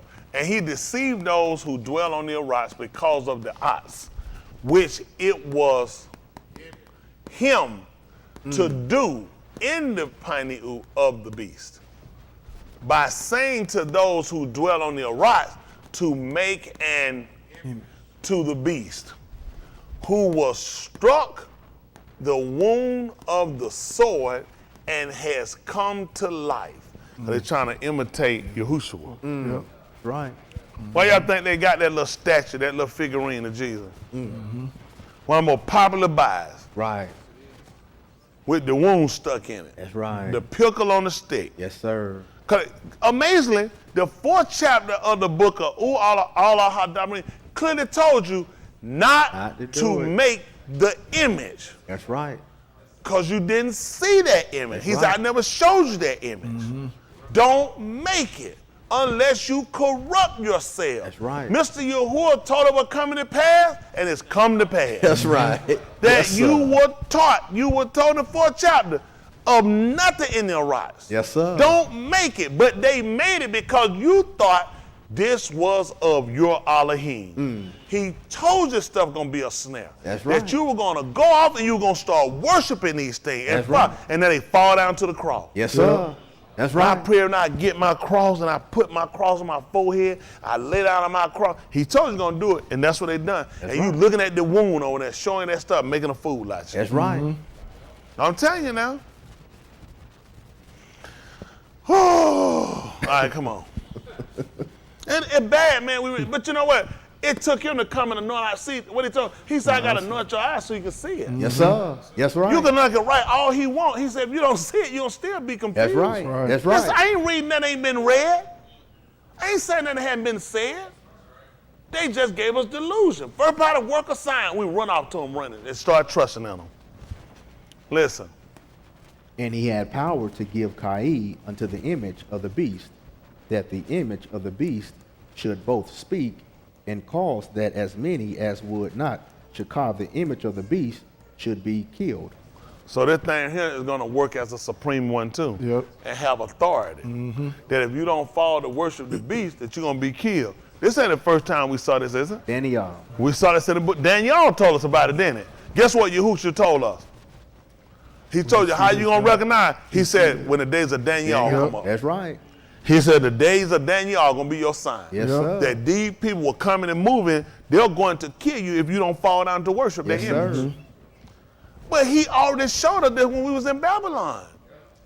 When we dealt in Iran, that they call Iran, we dwelt there. This is part of Babylon. We dealt in these places in Pyro, and all these folk worship and had these images. Yes, and they sir. will kill you for not worshiping their images. and That's their right. gods. So all the stuff he tell, we knew about it. Yes, sir. We had to fall down and worship. When you hear what? All kind of music. That's right. Ain't that right? When all That's these right. start playing all these instruments, you supposed to fall down and worship. That's The right. same pattern is coming. Solomon told her best that there was nothing new under the Shemash. That's right. When them people stood under Yahushua, it wasn't new. Now, he's been gathered before. Come on, verse 16. Oh, I'm so tired. I was tired, boss. I like move. I'm so sleepy. All right, listen. And he causeth all, both small and great, rich and poor, free and bond, to receive a mark in their right hand or in their foreheads, Or on their forehead. Let's see. and that no each might buy or sell, save he that had the mark, or the shem of the beast, or the number of his shem. Let's see. Here is wisdom. Simone. Let him that hath understanding count the number of the beast, for it is the number of an ish, and his number is 666. He said 666. That's why we try to stay away from that number. Because it's dangerous for us. Y'all see how these people get rolls and they'll put 666 on them? Yes. They'll get stuff, these folks will play the number 666. Because everybody know that's the number of them. And that's how dangerous and how detrimental these numbers are. We play with these people. Before I get ready to go, we'll look at one more thing. We're trying to go. See that Aleph, Mal Akim, 10th chapter, verse 6.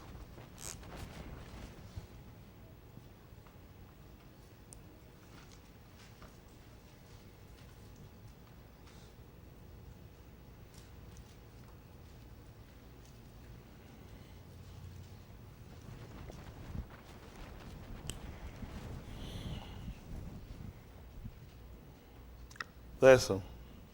And she said to the Malak, it was a mock report that I shama in mine own land of thy acts and of thy wisdom. Your wisdom and your words. What happened? Howbeit I amon not the Dabarim until I came, and mine own has seen it. Let me ask you a question. What's the name of the book we read before then? Alakim. Before So this- why was he trying to anoint our eyes? So hearing ain't all of it, huh? She said she already done heard it. But for whatever reason, well, she didn't believe it till she saw it. Yeah. I'm just going what she said. When did she believe it? When she heard it? After I seen it. I heard folk talk about it. I heard folk say about it. But it wasn't until I saw it that I believed it. Guess she didn't have faith. Listen. And behold, the half was not told me. Ho. They moving. Go ahead. And behold, the half was not told me. Thy wisdom and prosperity exceeded the fame which I shama. See that? It was more than what I heard. And we can run to now to him that's able to do more than we can think or ask. Move up. Verse 8. Happy are thy unashamed. Happy are these thy abadim, which stand continually before thee, and that shama thy wisdom. See that? They stand before and they hear the wisdom. Let's see what happened. Baraka be the Adon thy Elohim, Who? delighted in thee, to set thee on the throne of Yasharal, because Yahuwah Ahab Yasharal Alam. Therefore made he thee Malak to do Mashpat and Sadak. That makes sense. You see that? He delighted in him. That's what he told about Yahushua. So he kept telling us that Yahushua was who he was delighted in. He was well pleased. We should have knew that's who he was going to make Malak over us. That's what she told her. It's because he delighted himself in you. You pleased him. That's why he set you over Yasharal forever. And they wouldn't put an ever on that, because he was there for an indefinite period of time. Yahushua, he got the other end of that. Yeah. Ain't that right? Because this man here was just a similitude. He's similar to what you would call, with Adam, they used the terminology with him, they called him the false step, because he wasn't actually the true being.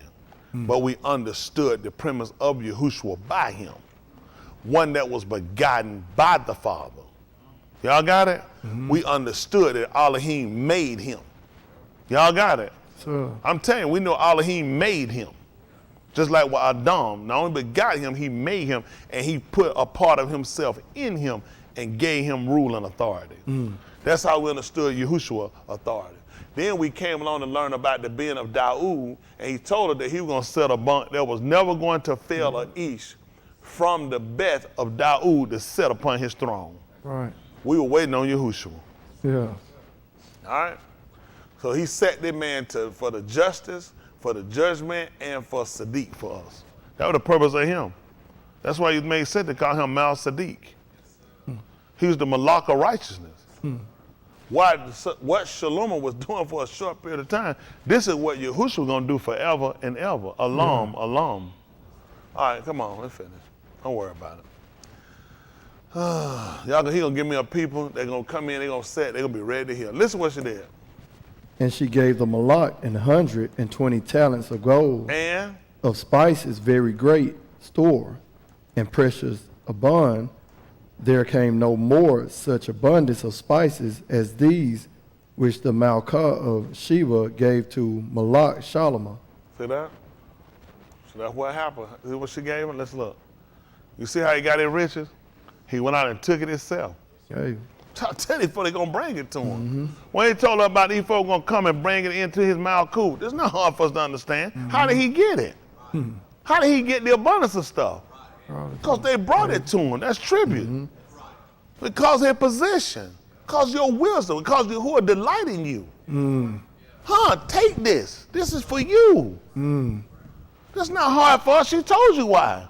I seen it for myself that he delight himself in you. Listen. and the navy also of Hiram that brought gold from Ophir, brought in from Ophir great plenty of almug and precious abund. And other stones, emeralds, diamonds. See all this stuff? This ain't, how did he?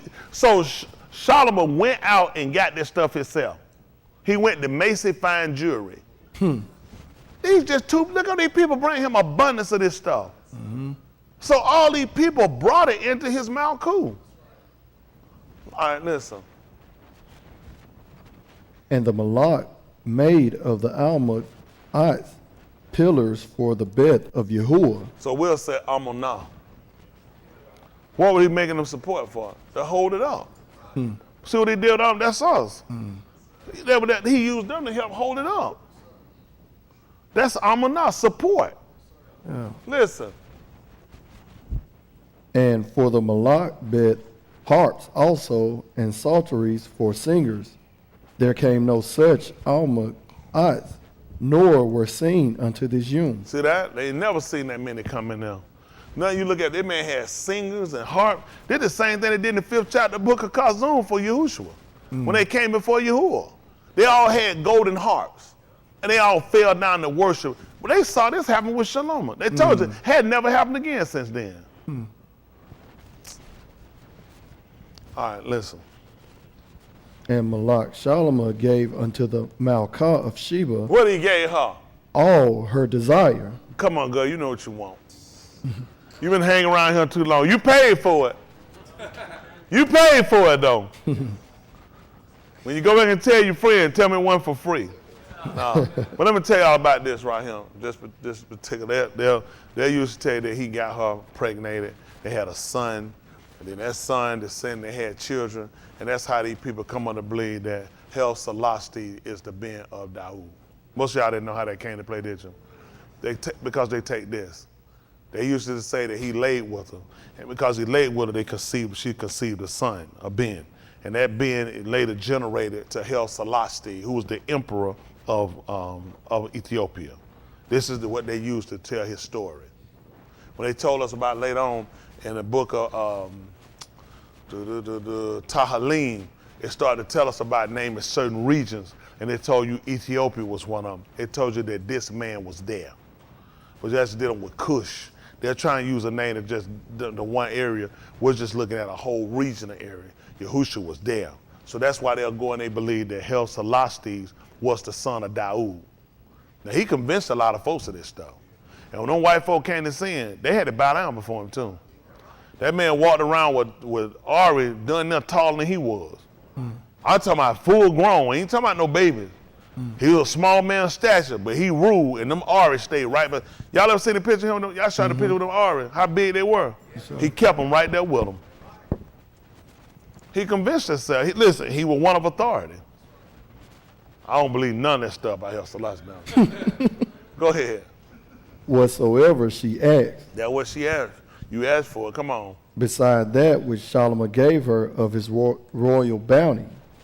So she turned and went to her own country, she and her Abadim. That's it. See that? She left, took off.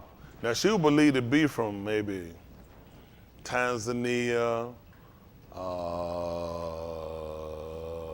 Sudan, or area region they believe her to be from. They believe that she was from one of those areas. Now, The weight of gold what that are we came, weighing? Hold on, what are we weighing? What are we weighing? the weight of gold Which? came to Shalomah And when? one Shana, And 1 year was what? 600, And what? 60 and 6 talents of gold. Y'all niggas tell me about 6, I'm gonna slap the piss out you. The man just sat here and just got 666 talents of gold. And you thought it was a mark of a beast. He told you it was the man's name. Yeah. These people use numbers for names. They use coding. The Latin didn't count the way you count. What was believed with the Latins on how they got their numerous system is that their shepherds would go out with sheep and they took a stick, okay? They also took a knife. With the knife, they would engrave in the stick how many sheep they had. So I got 1 sheep, 2 sheep, 3 sheep, 4 sheep, 5 sheep. So now he'll draw a V for 5. When he got the 10 sheep, he would draw an X. That's how they got their numerous system. Now you look, when you deal with them, they'll put an M for 50. So they start using this numbering system they took from Shepherd. They also can code and they can write and they can do. That's why you start doing mathematics. They can use lettering and they can transform it over to numbers. So when you're looking at the name, are we really talking about a number or are we talking about a name? Because he told you it also had a name. which means you got to go back and start to understand their numeracy and their value system to their lettering. They'll teach you math, they'll teach you all this stuff, and teach you word problems. But it's other things we got to try to solve and we got to try to see. That's how many people fall. They see 666, they'll wreck their car. Yep. Did that man lose his man cool because he had 600? He supposed to say, man, it's the devil stuff. Yeah. But I'm just saying, look how they met. I go to got a room, 666. Man, I ain't staying in that room, man. That's the mark of the beast. Yeah. But you see how they walk you and seduce you in the stuff. And he tried to tell you it was a number of a man. And they keep trying to put on Elohim. He's trying to tell you to watch. It's their stuff. This is their stuff. You got to watch these people now. Whose number is it? They talking about, and Shamaim is the number. Where you get that from? He says their stuff. This is a man's number. And he's telling you to watch the name. Watch these people's system. Because they're going to do, because everybody keep thinking they're going to catch these people something. They're moving a lot more precise than what you're thinking. They'll get a highway 666. Man, I ain't trying to go out the way. I know because you're a dummy. I got to put obvious stuff in your face to make you a dummy. But now you got to explain to me, why was Solomon playing with the devil? Because he should have thrown one piece of the gold away so he had a mark of the beast. Right.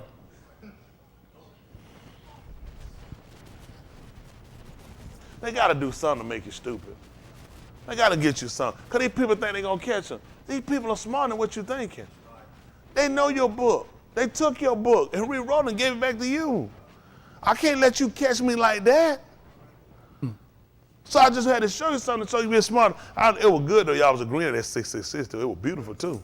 It was really beautiful though. So we got work we got to do. Okay? That makes sense? Because we can't possibly think it's the number, can we? Not at this point, do we? I just want y'all to think. Listen, I hug y'all. I really want y'all to get conscious. I know it's long. Ain't nobody more tired than I am. Ain't nobody been standing up long than I have. A couple of people. At the end of the day, it's because we got to get right. Let me tell you something. The Way of Yah Synagogue has done a lot. We've come a long way. We've had a lot of errors and a lot of defects. Yahuwah is cleaning that up. We're going to be getting rid of some people because we got to make transition. We got to move, okay? It's for the better. At the end of the day, it's for the better. Everything going to work out for the two, but everybody a Hab Yahuwah. If you don't Hab Yahuwah, it ain't going to work out for you anyway. But we got to get understanding. We got to get a little more serious about what we're doing. Y'all notice we put the words away for a while. I need people to be able to follow. If you can't transition, these are signs you need to be careful of. Anybody can do what we do to a sense, but most people can't transition in too deep. Can't transition, can't turn out. That's the reason why. He got some people he need to leave out. See, everything happened for a reason. Just like when they was in Bamar Bar, it was just until the right people died out. Then he let them know, now you can turn and take your journey. It's time for us to take our journey. Y'all got it? That's what we're here for. At the end of the day, we ain't here for words and money and nothing else we got. We're here for our salvation. But because we're in the physical, you will know. I can't let these people don't exist like that. That's not common thinking for them. Don't need nothing. Just go, how many of y'all, let's just go live outside. You don't need no house, you don't need nothing. Just the clothes on your back and survive. That's not gonna happen. You need affection, you need care. You need support. You need conversation. You need encouragement. All these things you need. So guess what? I surround you with these things. It's up to you to learn how to use them. It's up to you to learn how to use them. We're back to association. If you're going to get through this thing, you got to have a support group. That's the part of how people work when they do Lamont class with people pregnant. They teach the man how to support the woman in her most triumphant time, in her most critical time. You go to these rehab centers, you know they try to get them, why they get them in these groups? They call them support individuals. Support groups. Why did you say team? Chris, I want you to put a spiritual check by your name. He would feel, that man said, support teams. Yeah, support groups, which means that everybody is working to help each other. Y'all got it? Even he told us we did as workers with who? Yeah. Our now we're helping to build up his purpose. The purpose of him, he got I done putting him there, was to help and assist him in what he was doing. Y'all got it? This man has an agenda, and he wants people that help support that agenda. When he find people that doesn't, I can no longer use you. because we're not working for the self-same purpose. Remember why you came. Remember what you were coming to get. Don't let marriage, kids, job, finance, health get in the way of what you really came for. Everything else a given. If we do what he told us, seek me first. And all my sadiq, everything that I deem right, that's what we don't do. I'm seeking it, though. I'm seeking it. Are you seeking everything that he says right? See, that's when you stop people in their mouth, because now you finna tell a lie. I ain't thinking, I know you did. We hear what we want to hear and take off. But I'm seeking him, I'm coming to serve. Are you seeking everything that he deemed right? Everything he deemed right. That's when he said stuff. He said, if I seek him first, everything will be added to me. Is that what he said? You left out a critical piece. Everything he deems right, then I'll add. Then I'll give you. Then I'll let you have. Because guess what? Now you have a control. You're under the hand of, you're under the authority, and you understand how authority is delegated. You understand how to make decisions. You don't give people wealth and goods and services when they don't have no understanding. That's stupid. You got to make sure they understand. They know how to delegate. They know how to be fair. They have wisdom and judgment in decision making. You just don't will power out to anybody. It has to be done according to. You want the Ruach HaKodesh. That's something he don't just give to everybody. What can you do for him? How can you help his business? You'll get some job, average job hired. There's some business want to know, what can you add to our business? What are you bringing? Me? That's all I need to know. You don't even know what you're doing. Just hoping to come in and win your way. There are some companies that are looking for team players, people that help them in the progression and not the digression. You know what I'm saying? And that's what he's looking for. Who's going to help him what he's trying to do? The whole purpose of getting those 12 Anashim that we call apostles, Shalakim, were people that were going to assist him. People that were taught by him and sent by him for the building up of his Malkuth. Malkuth don't just appear, you got to build them. There are people that have services, that have good things that can come in, that can do things in the facilitating of. When Musa came and brought the arm out, what good were they going to do if he didn't have people that could assist him in things to wear, how to build, how to situate things, who know how to work in certain offices. They set up governments because that's how you manufacture, that's how you continue to stay. We just keep thinking saved and go. Nothing works that way. They had government, they had people to facilitate law, people that were executioners, people that were jailers, decision makers, judges. You had a senate, you had a council, your Zakanim. You had all these people in position. You had Musa. He said, and when the hard cases came, I said Supreme Court. When there were other people that couldn't handle it, couldn't do it, he said people could handle a small group. I want 50, you do better with 10. You get 100. I'm gonna set you over 1,000. Start delegating, send people in region who could handle, who could facilitate to make sure it's done. Because all that was for the self-same purpose of the building up. That's why he said Psalm Shalakim, Psalm Re'ah. He said all these people said for the building up, for the manufacturing, for the edifying. You're trying to get in and go somewhere, you don't even know what he's looking for. What can you add? What can you bring? You have no talent, you have no gift, you have nothing. What can you give him? What are you willing to do to make sure it's done? Just be serious with yourself. That's all. That's two.